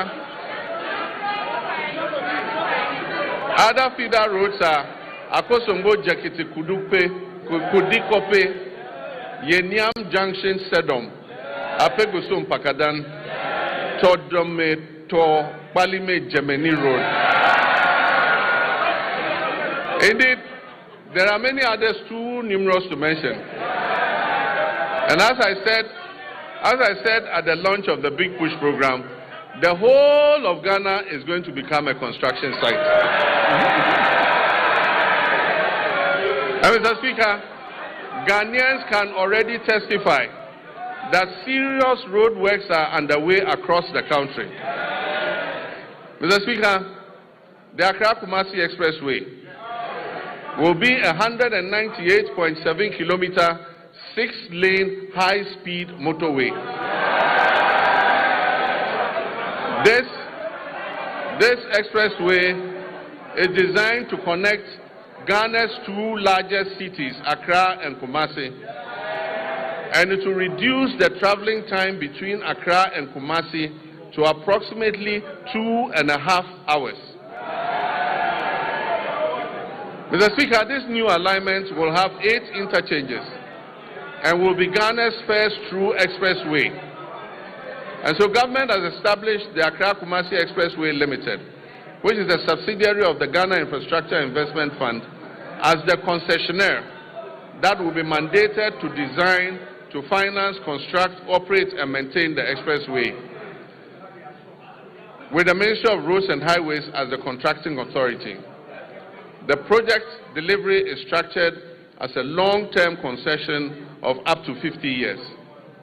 Mr. Speaker, this expressway will be Ghana's first purpose-built expressway with limited access points, so goats and sheep cannot cross at any point. Mr. Speaker, it's designed for higher speed limits and modern safety infrastructure to reduce travel time and improve road safety. Preparatory activities including feasibility studies, the detailed designs and cost assessments are currently underway. This major road construction work aims to improve mobility, safety, and trade while connecting communities to markets and essential services. Mr. Speaker, the Eastern Corridor. We aim to complete all unfinished segments of the Eastern Corridor Road by the end of 2027. Mr. Speaker, we'll continue and complete the 27.7 Accra-Tema Motorway and Extension Project. And this includes reconstructing the Accra-Tema Motorway into a 4-lane expressway with 3-lane service roads in both directions, and interchanges at Ashaman, where you have the Ashaman underbridge. It will now be an interchange. There will be another interchange at Community 18 and Teshi Link. Mr. Speaker, it also involves remodeling the Tetekwashi interchange. Construction works are ongoing and progress is at 32%. Mr. Speaker, other important projects include the Kumasi Inner Ring Road, the Volivo Bridge over the Southern Volta River, the Dambai Bridge over the River Oti, and the Adoso Bridge over the River Afram at Eche Amanfrom. Mr. Speaker, the Ministry of Roads has received cabinet approval to reintroduce road tolls on our roads and our bridges. Mr. Speaker, this time using advanced technology to improve efficiency, transparency, and avoid leakages in revenue generation. Preparatory work is underway to ensure the reintroduction of tolling operations this year. Mr. Speaker, there is no doubt that an effective and efficient transport system is integral to any economic development plan. So to improve public transport services in the country, government is supporting Intercity SCC Coaches Limited, Metro Mass Transit Limited, and the private road transport operators to renew their fleets. Currently, a total of 300 buses have been procured to improve road transport. The initial batch of 100 buses is scheduled to arrive in the country by the end of the first quarter of this year. Mr. Speaker, in fulfillment of my pledge to re-establish a national airline, a 10-member task force established to oversee this initiative has submitted a business model and operational framework to guide the selection of a strategic partner for the new national airline. And this new national airline will take off soon, inshallah. Mr. Speaker, passenger traffic handled by the Ghana Airports Company increased to 3.625 million passengers in 2025. This was an increase from 3.4 million in 2024. In response to the rising passenger traffic and congestion at the Accra International Airport's new Terminal 3, we are remodeling Terminal 2 into a dual-purpose facility to serve both domestic and international flights. So, when the remodeling of Terminal 2 is finished, all the domestic flights and some of the international flights will be moved to Terminal 2 so that we ease the congestion on Terminal 3. This will improve operational efficiency and enhance the overall passenger experience. Mr. Speaker, Accra's Terminal 3 remains amongst the best in Africa. A new concourse will link Terminal 2 and Terminal 3 so that passengers arriving in Terminal 2 and having to move to Terminal 3 won't have to come out and walk. They'll go through the concourse. Mr. Speaker, Terminal 3 is going to be supported by a new 7-story floor car park. It will also have an hotel and retail amenities to service the passengers. Mr. Speaker, runway expansion and overlay is currently being undertaken to strengthen the Accra International Airport's runway.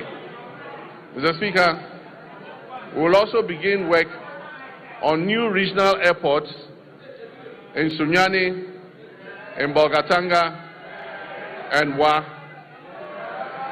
In Sunyani, the current location of the airport is not appropriate to extend the runway, and so we have to move and build a new airport at a different location. Bolgatanga, the site has been acquired and work will commence.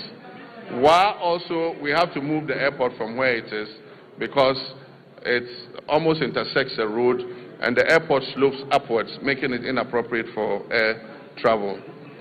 Mr. Speaker, we are also reverting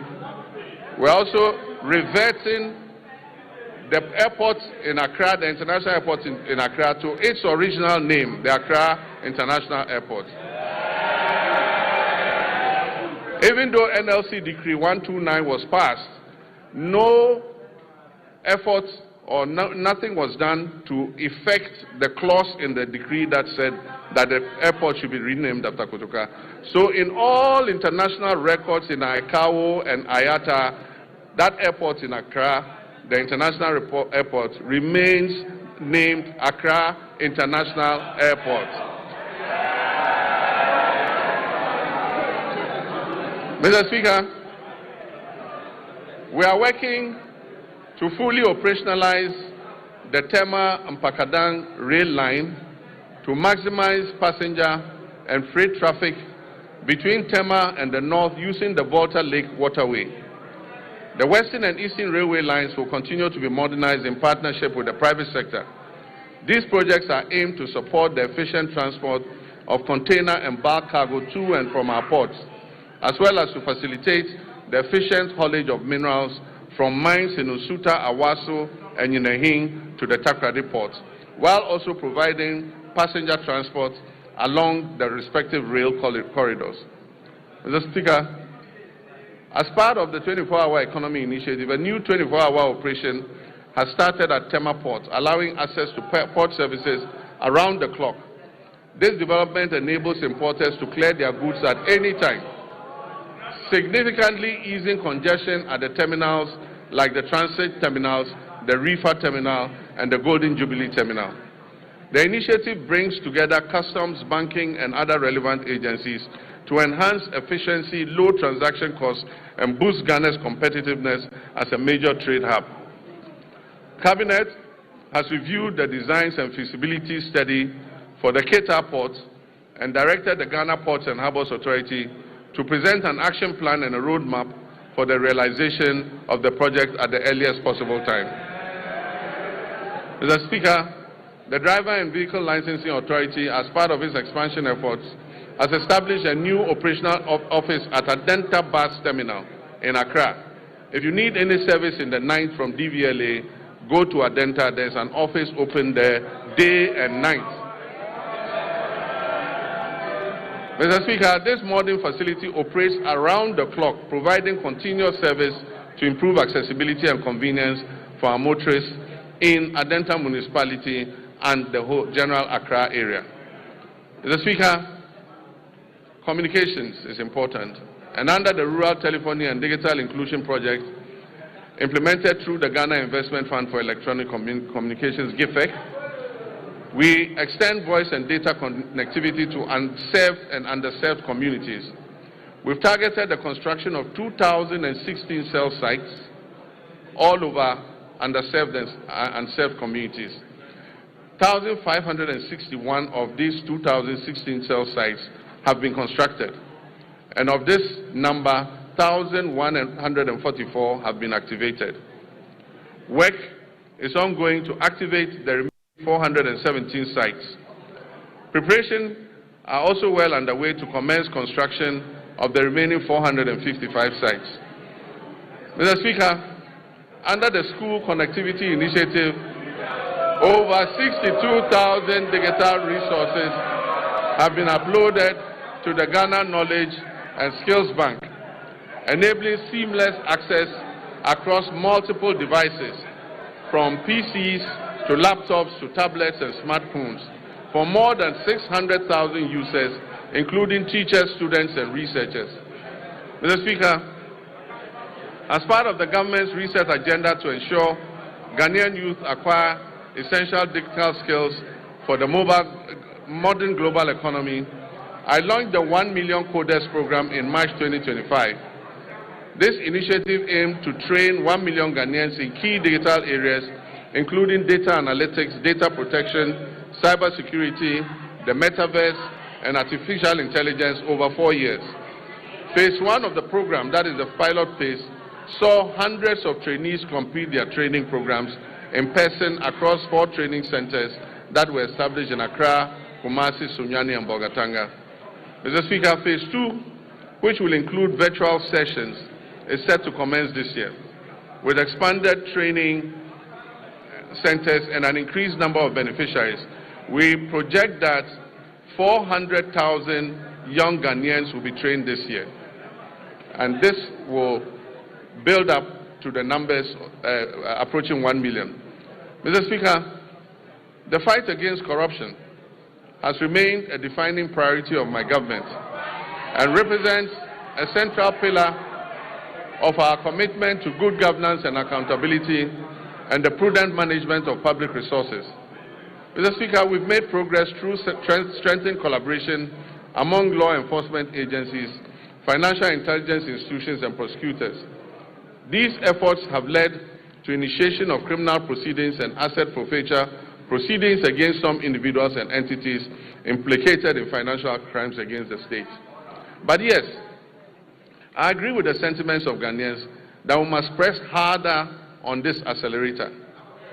As of December 2025, IOCO has recovered more than 600 million Ghana cedis. The office has investigated 462 cases, with 15 currently under prosecution. It has dismantled transnational car-jacking syndicates and has recovered 29 luxury vehicles that were stolen. Mr. Speaker, the government remains resolute that corruption will not be tolerated, regardless of status or political affiliation. The Attorney General's office will continue to use both criminal prosecution and non-conviction-based assets recovery mechanisms to ensure that stolen public resources are returned for national development. Mr. Speaker, I understand that a large majority of Ghanaians are impatient to see those who abuse their public trust in office held to account. Mr. Speaker, there were periods when, under military regimes and unconstitutional governments, extrajudicial means could be used to exact retribution against persons perceived as corrupt or who had abused the mandate given to them by the people. Mr. Speaker, this may have appeared as swift justice, but many regrettable excesses were recorded. In 1992, we overwhelmingly adopted the 1992 Constitution to accept governance by the rule of law. On 7th January, when I swore the oath of office before the people of Ghana, I swore to uphold the 1992 Constitution. I may be as impatient as everyone else to see justice done, but painstaking investigations must be conducted, dockets must be prepared, charges must be filed, and the accused must have their day in court, including appealing, even on the smallest point of law, to higher courts. This process is necessary to protect us all against abuse or ill treatment of citizens and to ensure that only those guilty of offenses against the state are punished. As President Mills of blessed memory said, he said, and I quote, "The wheels of justice grind slowly, but they grind exceedingly fine." Mr. Speaker, let me reassert my determination to uphold the accountability of public office holders to the people of Ghana. We have laid the Public Officers Code of Conduct Bill before Parliament. This bill codifies the conduct of public officers and makes breaches thereof punishable. I wish at this juncture to thank His Lordship, the Chief Justice, for establishing additional specialized high courts to address breaches identified in the Auditor General's report. Mr. Speaker, the Constitution review process was conducted in a transparent and consultative manner, drawing on input from constitutional experts, civil society organizations, traditional authorities, religious leaders, political parties, and the general public. The review committee has submitted its comprehensive report containing detailed proposals to amend the Constitution to address identified weaknesses and make it more welfare enhancing. Mr. Speaker, the Attorney General's office is working closely with relevant stakeholders to translate the recommendations into implementable legal and constitutional proposals, which will be presented to this August House in accordance with constitutional procedures. Mr. Speaker, illegal mining continues to pose a grave threat to our environment, water bodies, public health, and national security. Mr. Speaker, prosecution of persons engaged in illegal mining has been intensified, with a renewed focus on dismantling organized criminal networks behind galamsey operations, rather than targeting only the little fish, low-level offenders. Mr. Speaker, in all these galamsey operations, there are big fish who never get caught. Mr. Speaker, in total, over 114 case dockets involving hundreds of accused persons are pending in various courts across the country, particularly in towns and villages that are prone to illegal mining. Specialized prosecutorial teams have been deployed to fast-track illegal mining cases, ensure the effective presentation of evidence, and pursue the confiscation and forfeiture of equipment and proceeds used in or derived from illegal mining. Mr. Speaker, when it comes to gender and social protection, my government will continue to ensure gender equality and equity, promote the welfare and protection of children's rights, and empower the vulnerable, the aged, and persons with disability for sustainable national development. Work is well advanced on the Women's Development Bank, for which a total of 401 million Ghana cedis has been allocated in the 2026 budget. The coming months will see a full rollout of this monumental policy to empower Ghanaian women and women-owned businesses economically and financially. Mr. Speaker, the Ministry of Gender and Social Protection has successfully honored all legacy leave payment cycles for 2025 and before, reaching 1.5 million people. It has also ensured the full implementation of the Ghana School Feeding Program in over 12,000 public schools across all 261 districts of this country. Mr. Speaker, the number of beneficiary peoples under the school feeding program has increased from 3,801,491 for the 2023-2024 academic year to 4,231,059 for the 2024-25 academic year. This program is providing gainful employment to 34,000 caterers and cooks nationwide. Mr. Speaker, in the security sector, Ghana faces evolving security threats. Our troops, services, and agencies have, however, remained firmly committed to strengthening national peace and security, which underpin our democracy, development, and social cohesion. This commitment encompasses internal security operations, international peace support missions, strategic investment in restructuring and retooling and improvement in troops' welfare, recruitment, and capacity development. Mr. Speaker, two recent incidents are evidence of the increasing dangers we face as a nation. The killing of 8 of our compatriots who had gone to a neighboring country to purchase tomatoes, and just yesterday an attack on Ghanaian fishermen in our waters by pirates reinforced the need for us to retool and adequately equip our security services. Mr. Speaker, I wish to commend the Ghana Armed Forces for conducting a successful medical evacuation of our injured compatriots from Burkina Faso. I also commend the Ghana Navy and the Ghana Air Force, the National Security Council Secretariat, the Chief of Staff's Operations Team, the MP for Ewutu Senya, the Chief Fisherman and people of Senya Breku for the combined effort that successfully rescued all the stranded 71 fishermen who had been attacked by pirates. I've asked the National Security Coordinator to assist the affected fishermen and replace the stolen outboard motors and fishing gear. Mr. Speaker, the Armed Forces continues to play a key role in containing illegal small-scale mining through the deployment of river guards and support for the National Anti-Illegal Mining Operations Secretariat and assistance to special courts for swift prosecution of offenders. Mr. Speaker, during the year, the Ghana Armed Forces had 2,119 troops with requisite equipment deployed in various peacekeeping missions, reinforcing Ghana's reputation as a dependable and professional contributor to international peacekeeping operations.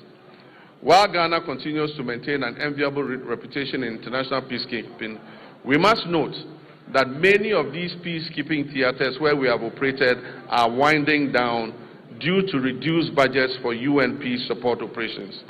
And so as our troops return home, we must create opportunities for them to train, to remain active, and stay engaged. Mr. Speaker, beyond peacekeeping operations, Ghana continues to demonstrate its strong commitment to international solidarity, humanitarian assistance, and South-South cooperation. In December 2025, the Ministry of Foreign Affairs, in conjunction with the Ministry of Defense, deployed 54 personnel from our 14 Engineers Brigade to Jamaica to support that country with national reconstruction efforts following the devastation that was caused by Hurricane Melissa, which claimed over 40 lives. In recognition of the scale of the recovery efforts and the good work our soldiers were doing in reconstructing the houses in Jamaica, government approved a request from the government of Jamaica asking us to extend the mandates of our soldiers there for another 90 days, which we approved. Mr. Speaker, to further improve operational readiness, the government will continue to invest in vital defense infrastructure and retooling. The construction of a forward operating base at Libo, situated along the Western Maritime Corridor, is ongoing. This facility aims to boost maritime surveillance and better protect offshore oil and gas installations. The Northern Border Security Project, initiated to counter terrorism and transnational crime, is advancing decisively. This project constitutes the first line of defense against any infiltration and extremist threats coming from the Sahel, and it would significantly strengthen the surveillance of our northern border. Plans are well advanced to establish 2 new military barracks in Ejumako in the central region and Ambai in the Oti region to address emerging security concerns and strengthen the presence of the state in these areas. To further support retooling efforts, agreements have been signed to procure and deliver 4 brand new Eurocopter helicopters and 1 jet for the Ghana Air Force, aimed at replacing the aging fleet and modernizing our air capabilities. The Ghana Armed Forces is carrying out a thorough overhaul of previously grounded aircraft, which involves replacing essential components and bringing them back into service. This aims to quickly restore their operational readiness and maximize our fleet availability. Mr. Speaker, I'm pleased to announce that I have further commissioned 50 new vehicles for the Ghana Armed Forces to enhance mobility and boost troop morale. It forms part of a broader program to retool the military and improve logistics across the services. Plans are underway to acquire 2 brand new offshore patrol vessels, armored personnel carriers, protective gear, ammunition, vehicles, and strategic drones and advanced communication systems to enhance the operational capability of the Army, Navy, and Air Force. We will also continue to prioritize human capital development within the armed forces. A progressive recruitment drive to increase the strength of the Ghana Armed Forces by 12,000 personnel over 4 years to support expansion and operational demands is ongoing. In line with the government's reset agenda, the recruitment process has been decentralized to regional capitals with selected recruits reporting directly from their regions to training schools, marking a significant shift from the previous Accra-centered system. Mr. Speaker, on a very solemn note, I wish to express my condolences to the families of 6 of our young daughters who died during the stampede at the Elwak Stadium. May their memory be blessed and may they rest in perfect peace. Mr. Speaker, following the revised gratuity regime that was introduced in 2020 under the stewardship of Honorable Nitu, extending service by 5 years, under Constitutional Instrument 129, arrears have accumulated. Nitu is my friend, don't worry. Arrears have accumulated, Mr. Speaker, because no budgetary provision was made over the 4 years that followed.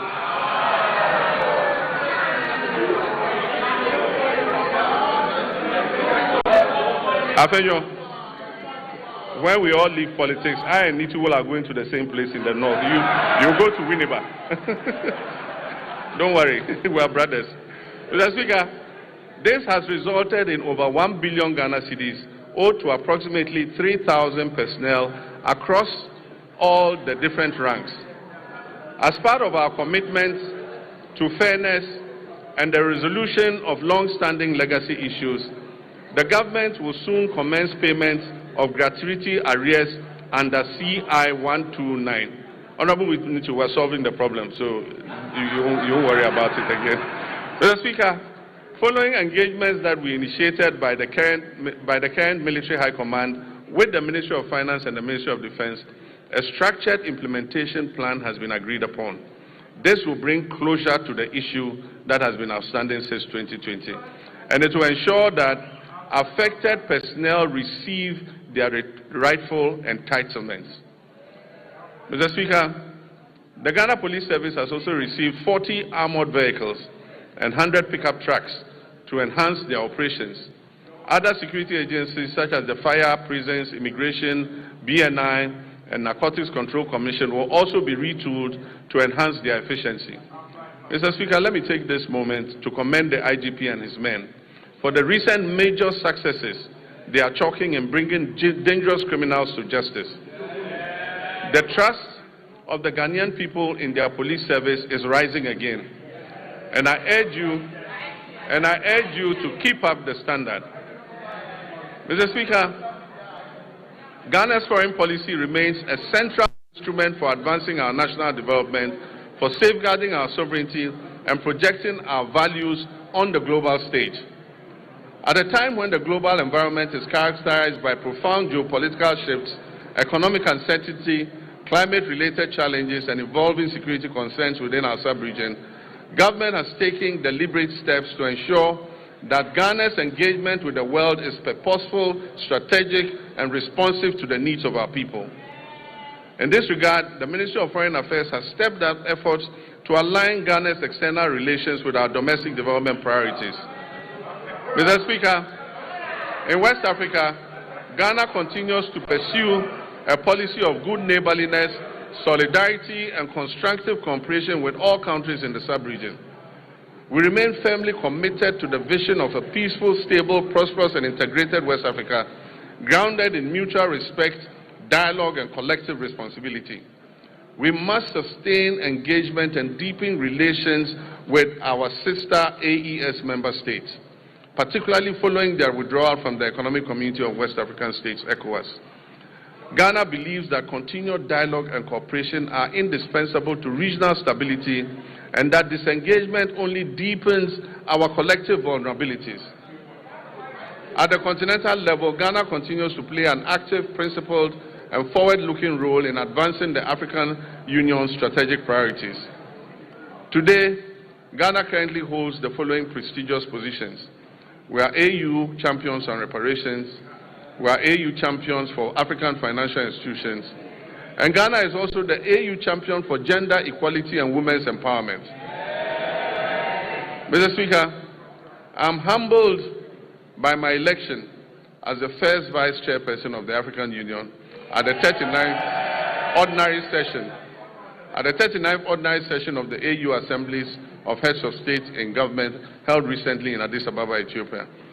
Mr. Speaker, it is also gratifying to note that my colleague leaders in West Africa have declared me, John Dramani Mahama,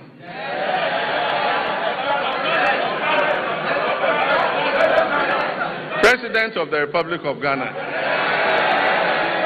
and Commander-in-Chief of the Ghana officers. They have declared me unopposed, by the grace of God, sole candidate for the position of chairperson of the African Union when the rotating chairmanship returns to West Africa in 2027.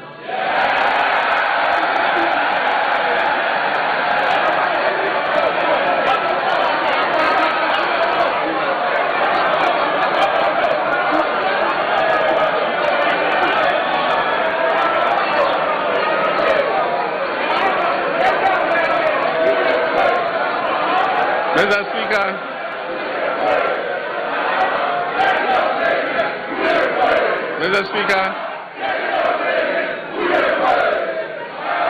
during the 80th session of the United Nations General Assembly, I raised Ghana's voice to call for a comprehensive reset of the United Nations to better reflect the current realities and particularly the role of Africa in global governance and fairness in international financial systems. In line with our multilateral commitments, Ghana announced plans to table a United Nations resolution that recognizes the transatlantic slave trade as the gravest crime against humanity, and promoting an agenda of acknowledgement, reparative justice, and cultural restitution. Mr. Speaker, I'll formally present this resolution, which has been endorsed and adopted by the African Union unanimously, to the UN in March of this year for consideration by the UN General Assembly. Mr. Speaker, passports have never been easier to acquire than under this regime.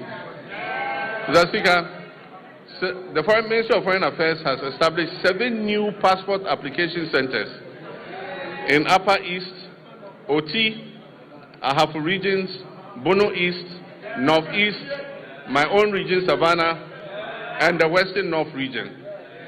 Mr. Speaker, with this expansion, all 16 regional capitals now host passport application centers, marking a major milestone in the decentralization of passport services. Mr. Speaker, to address systemic delays, the Ministry implemented a 24-hour passport production operation at the head office. This enabled the clearance of an inherited backlog of over 40,000 passport applications. As a result of these reforms, Ghana's passport administration now operates with 0 backlog, guaranteeing passport delivery within 15 working days. If you like, try it. Apply for a new passport. Within 15 days, you will receive your passport.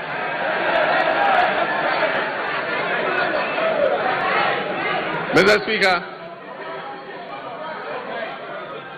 to facilitate travel and boost tourism and ease business mobility, the Ministry of Foreign Affairs implemented a 5-day visa processing service across all Ghana's missions abroad. What this means is that anyone who applies for a visa will get the visa within 5 days. Concurrently, significant progress has been made in the design and procurement phase of a national e-visa platform with a targeted rollout plan for 2026. This means if you apply for visa, you apply online and the visa is approved online. You don't need to go to the Ghana embassy to apply. Ghana has also secured new visa waiver agreements with 11 countries to facilitate people-to-people exchange. It means for those 11 countries, Ghanaians don't need passports to go there. You just jump on the plane and appear there, and they'll allow you in.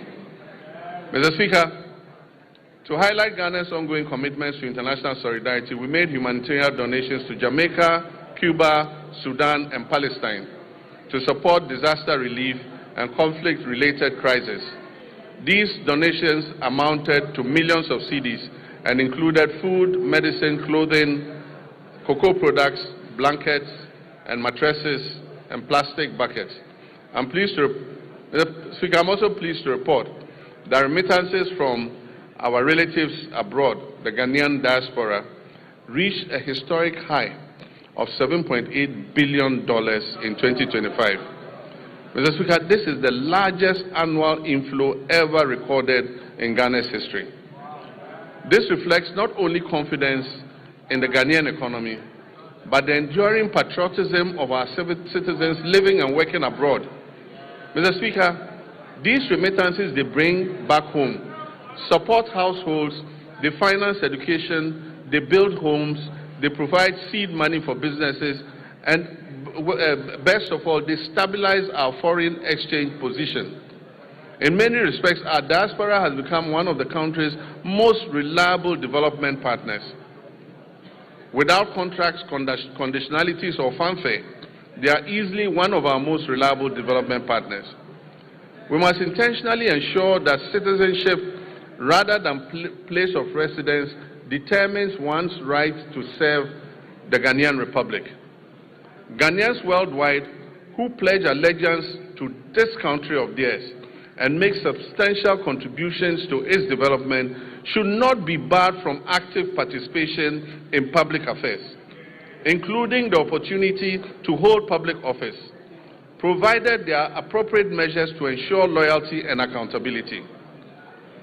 Mr. Speaker, I'm personally in support of the bipartisan bill currently before this House, seeking to address this matter. And it is my hope that it will be passed expeditiously so that our compatriots abroad can participate in our public affairs. Mr. Speaker, youth development and empowerment are at the core of everything we're trying to achieve. We're implementing many policies to develop our youth capacity and to create as many jobs as possible to address the major unemployment problem. All our youth activities and job creation programs are ongoing. In 2025, 10,887 young people were trained in entrepreneurship programs and job creation under the Ejumawura program. In 2026, an additional 10,000 young people will receive similar support under the program. The National Apprenticeship Program onboarded 14,000 young apprentices during the pilot phase, and they have started receiving their start-up kits after passing out successfully. Training is ongoing across the regions, and when completed, the trainees will be certified by the Commission for TVET to facilitate their access to employment. Mr. Speaker, this year the target for the National Apprenticeship Program has been increased from 10,000 to 100,000 young people, offering many more young people the opportunity to acquire the skills needed for sustainable development. And as I said, when they pass out, they are giving a certificate by TVET to show that they have passed out and have the skill in whatever they learned. In 2025, 86,000 young people were engaged through the Youth Employment Agency, various employment modules under this agency. This year, I've directed the Ministry of Youth Development and Empowerment as a matter of urgency to review all the youth employment modules under the YEA to reduce duplication and ensure value for money. This is important so that we can channel the resources to the advantage of the teeming youth who are waiting for opportunity. Mr. Speaker, the National Service Authority has signed an MOU with the Ministry of Defense to commence military training for 10,000 national service personnel in the 2025-2026 service year. and so our national service personnel will receive call-ups to report at various military centers for training. Mr. Speaker, this was a program initiated by our late Minister for Defense of Blessed Memory, Dr. Edward Omani Boama, who was desirous of seeing it to full execution. I therefore charge the National Service Authority and the Ghana Armed Forces to bring life into the exercise for the benefit of the personnel and the training of our young people. Mr. Speaker, my government has launched a wide range of initiatives aimed at transforming Ghana's trade and agribusiness and industrial sectors to boost our competitiveness in export markets, encourage value addition, and generate employment for Ghana's large youth population.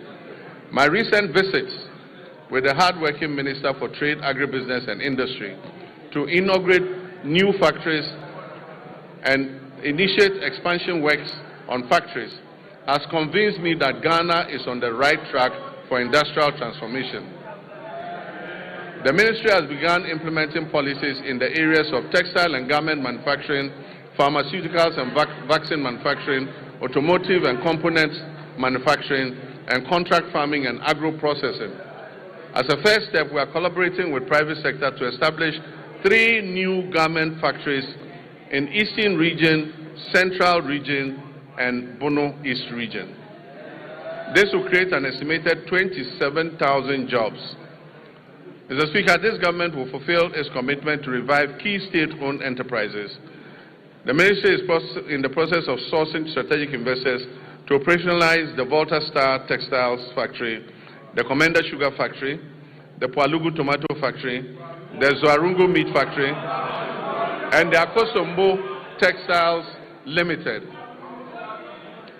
Ghana's non-traditional exports recorded a 27.04% growth in 2025, with total earnings of $4.87 billion, up from $3.83 billion in 2024. This reflects a very early impact of the Accelerated Export Development Program, launched only last year, and demonstrates the continued resilience and expanding contribution of the non-traditional export sector to Ghana's export economy.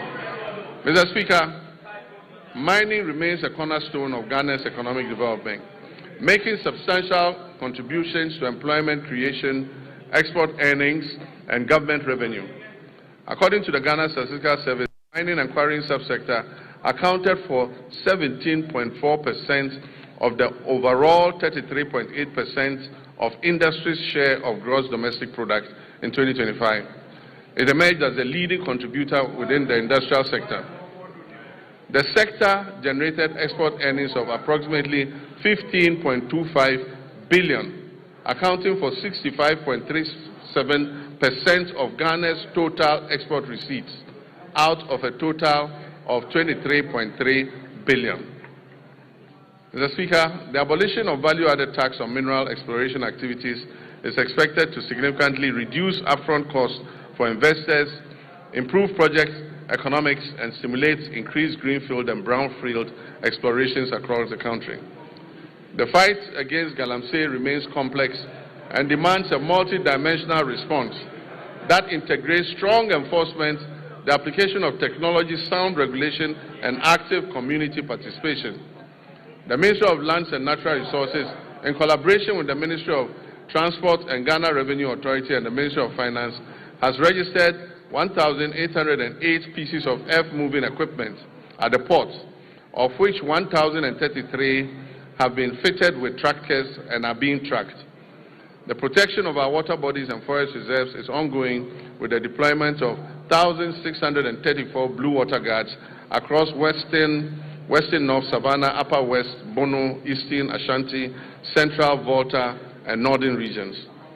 This nationwide deployment aims to strengthen surveillance, improve rapid response, and enhance on-the-ground enforcement against illegal mining activities that threaten critical water bodies, forest ecosystems, and livelihoods. Mr. Speaker, NIMOS will maintain regular coordinated operations across all 21 identified hotspots to prevent re-entry of illegal miners into these reserves. While temporary deployments yielded positive results, they proved insufficient for sustained enforcement. Mr. Speaker, in the works, housing and water subsector, these are vital pillars of Ghana's national development, shaping sustainable livelihoods through reliable water supply and affordable housing that enhance citizens' well-being. Sea defense works are ongoing. We've successfully completed works at Komenda, Ningo Pram, and Elmina. Together, these three projects have protected approximately 15 kilometers of our coastline and safeguarded lives and livelihoods and property. In March 2025, I visited Solakope, Agaveji, and Amutinu in the Ketu South municipality, where tidal waves had displaced thousands of residents. We made a firm commitment to address the devastation. Mr. Speaker, true to that promise, the contractor for the Phase 2 of the Blekusu Coastal Protection Works was awarded the contract, and in August last year, I officially cut short to commence the project. I'm pleased to inform this House that the project is currently 25% complete, and calm has already been restored along the coastline. Notwithstanding these actions, flooding remains a major infrastructural challenge in the country and a top priority for this government. A task force on flooding is in place and coordinating the national mitigation efforts against flooding. Ghana continues to grapple with housing deficits currently estimated at over 1.8 million units. Some significant strides have been made in the housing sector. In line with government's earlier commitments to complete all ongoing housing initiatives, we have successfully concluded the joint venture arrangements which we inherited for the completion of the Saglemi housing project. The Attorney General is reviewing all related documentation to finalize and commence the project. When these projects are finished, it will increase the number of housing stock available. The TDC in Ghana is also steadily advancing work on 800 housing units under the Akron Affordable Housing Project at Tema Community 26. To position TDC Ghana as a key player in Ghana's housing industry, I performed a sword cutting ceremony last year for what they call the Oxygen City Housing Project in Hope of all places. That project seeks to address Ghana's housing deficit by developing 1,000 affordable housing units. We've also continued with our resettlement housing efforts for the victims of the Akosombo Dam spillage, with 251 of the planned 1,010 housing units in critical housing zones already under construction. Collectively, these initiatives demonstrate government's continued resolve to expand access to affordable housing, strengthen urban planning, and provide relief to affected communities. Mr. Speaker, renewable water resources are estimated at about 54 billion cubic meters, with over 70% derived from the Volta River, which is shared among 6 riparian nations. We're implementing key interventions to expand and improve water services nationwide. So the following urban water supply projects are at various stages of completion. The Keta Water Works, the Winchi Water Supply Project, Sekandita Krade Water Supply Project. And I'm happy to announce that Anyako has good, clean drinking water today, and the Community Water and Sanitation Agency will commission the project next week. It will also serve the island community of Seva. We will begin preparatory work on the Damango and Sunyani water supply expansion projects and seek to finalize all financing arrangements for other water supply projects in Tamale, Yendi, Techiman, and Takwa. Mr. Speaker, the Danish government has allocated grant support to improve water supply services in low-income and high-density areas in Wa and Bolgatanga, aiming to address water challenges and provide relief to vulnerable populations. Mr. Speaker, the following rural water supply projects are ongoing: Asankregwa, Seshuyuoso, Duadaso, Kwemandamfa, Goso, Dwabing, Aveime, and Edumbamso. To strictly follow the resetting agenda and secure sufficient funding, the Ministry of Finance has allocated 6.3 billion Ghana cedis to the District Assembly's Common Fund. This amount covers 4 quarters of the 2025 fiscal year, and it has been allocated to all 261 metropolitan, municipal, and district assemblies to execute their activities outlined in the medium-term development plans and annual action plans.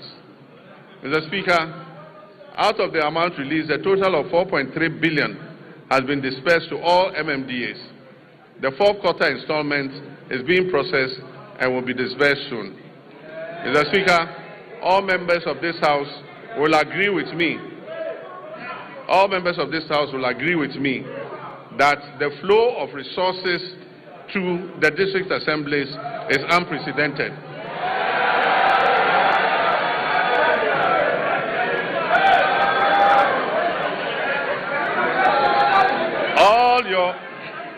All your assemblies are receiving more money than they've ever received in several years.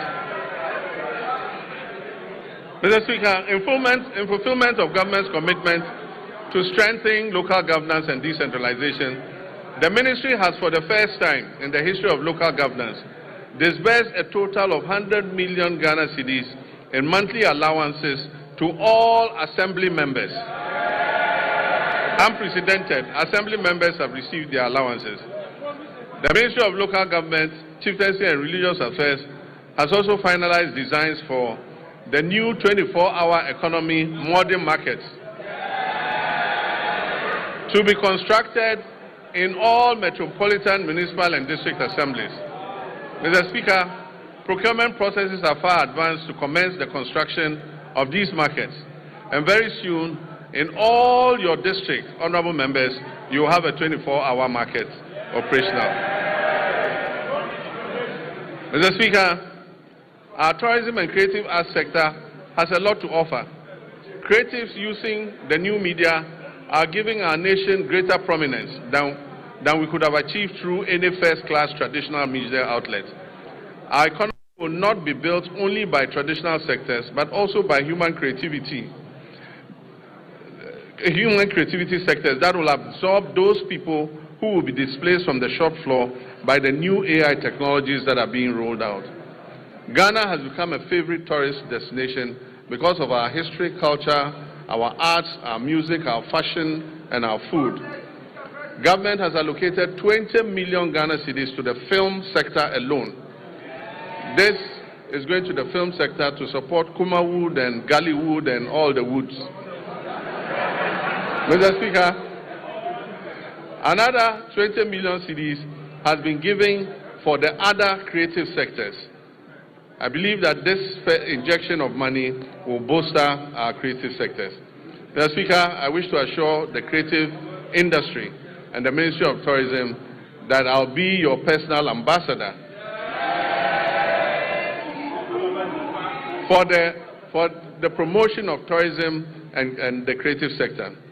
Mr. Speaker, in line with our new national efforts to bring events and conferences to Ghana, we are going to undertake the refurbishment of the Accra International Conference Center to restore it to its iconic past as the country's national and international events and conference venue. Mr. Speaker, the original contractors of the center, Enego Project Ghana Limited, have conducted a structural integrity assessment at the request of the Office of Chief of Staff and made recommendations for the facilities renovation and refurbishment. They will commence this work in the next few weeks. But, Mr. Speaker, the AICC is not enough for a country seeking to develop its creative sector and become West Africa's destination for meetings, conferences, musical concerts, and entertainment. So, working with the private sector, work will also commence this year on a befitting convention and creative event center to position Ghana as West Africa's leading hub for meetings, incentives, conferences, and exhibitions and creative events. Ghana will also begin this year the renovation of the State Banquet Hall, which has been closed for a couple of years. Mr. Speaker, this year we will strengthen Ghana's standing in the major global and continental sporting events.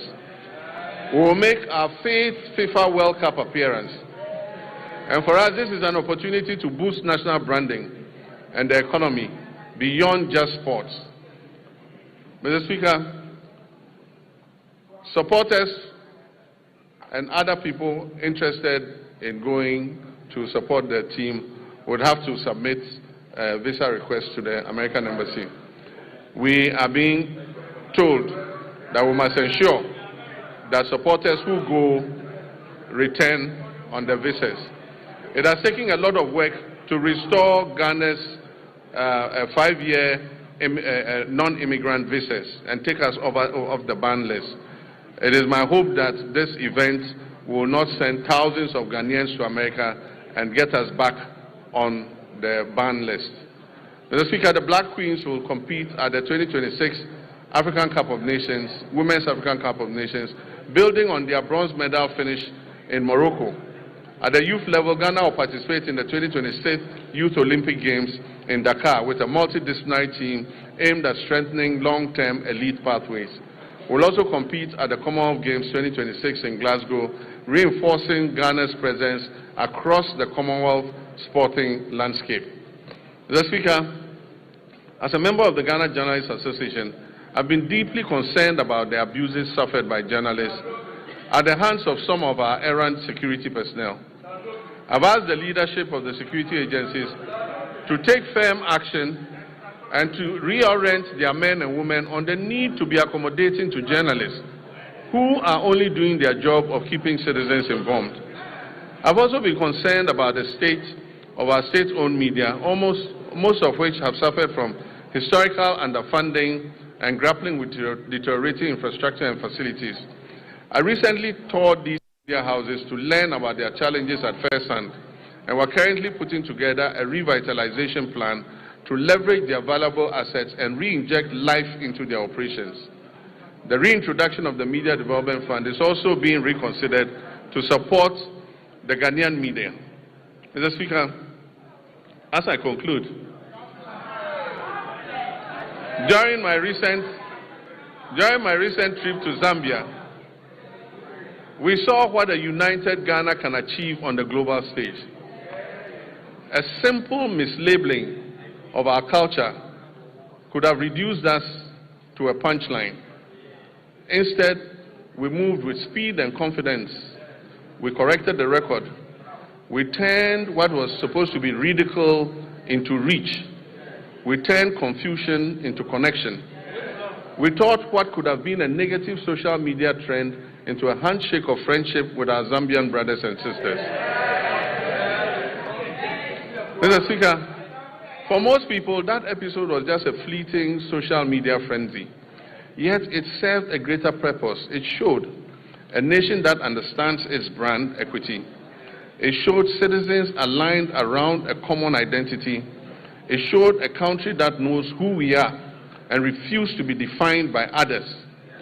But let us be honest, unity in moments of cultural pride has proved easier than unity in moments of political disagreement. If we can mobilize that same collective resolve for our development agenda, we will see real progress. And that mobilization is possible because we are the descendants of a people who united against political subjugation. We resisted economic exploitation and we fought colonial oppression. Mr. Speaker, our pursuit of national development today demands that same unity of purpose. We must reject misrepresentation and distortion that detract from our collective progress.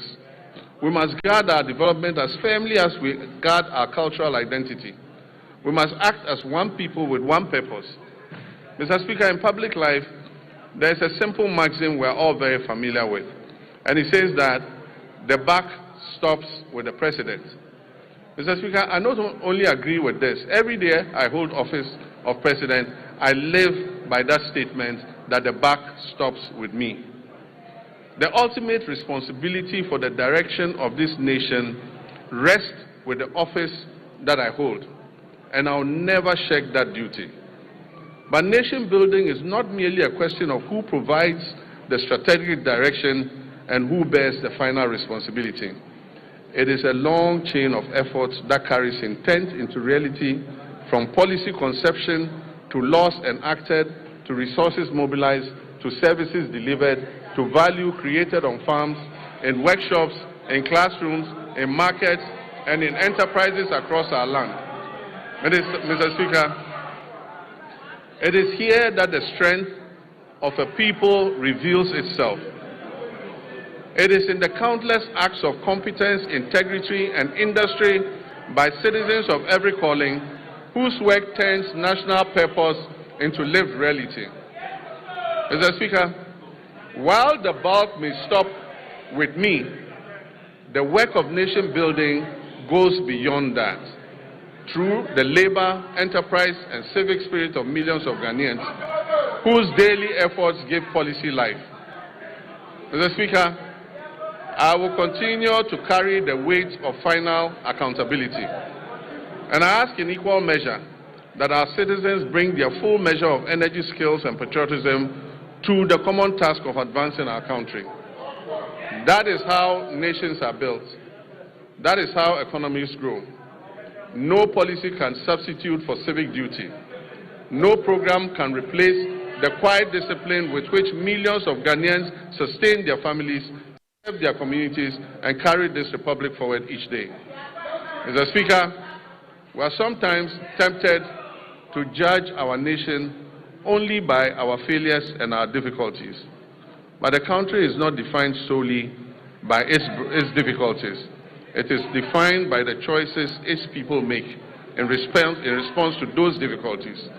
Repeatedly through our history, Ghanaians have chosen steadiness over despair, cooperation over division, and purpose over cynicism.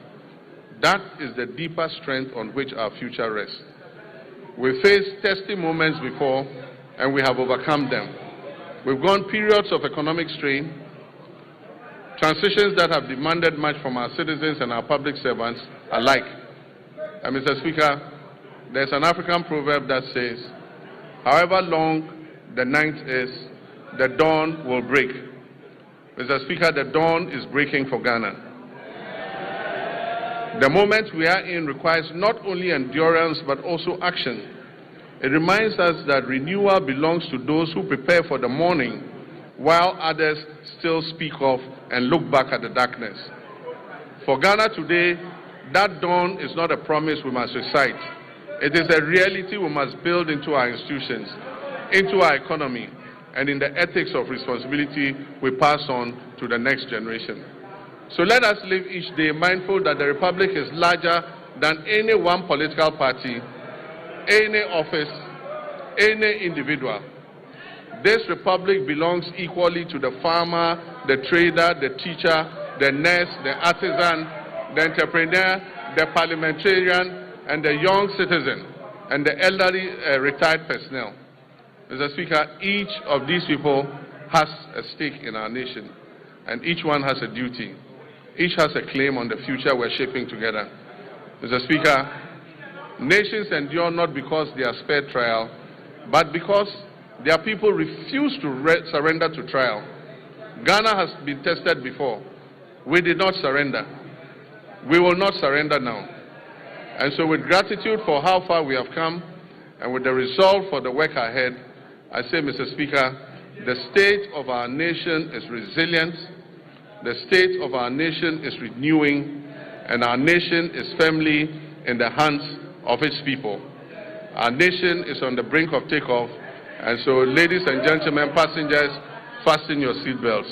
I thank you for your attention.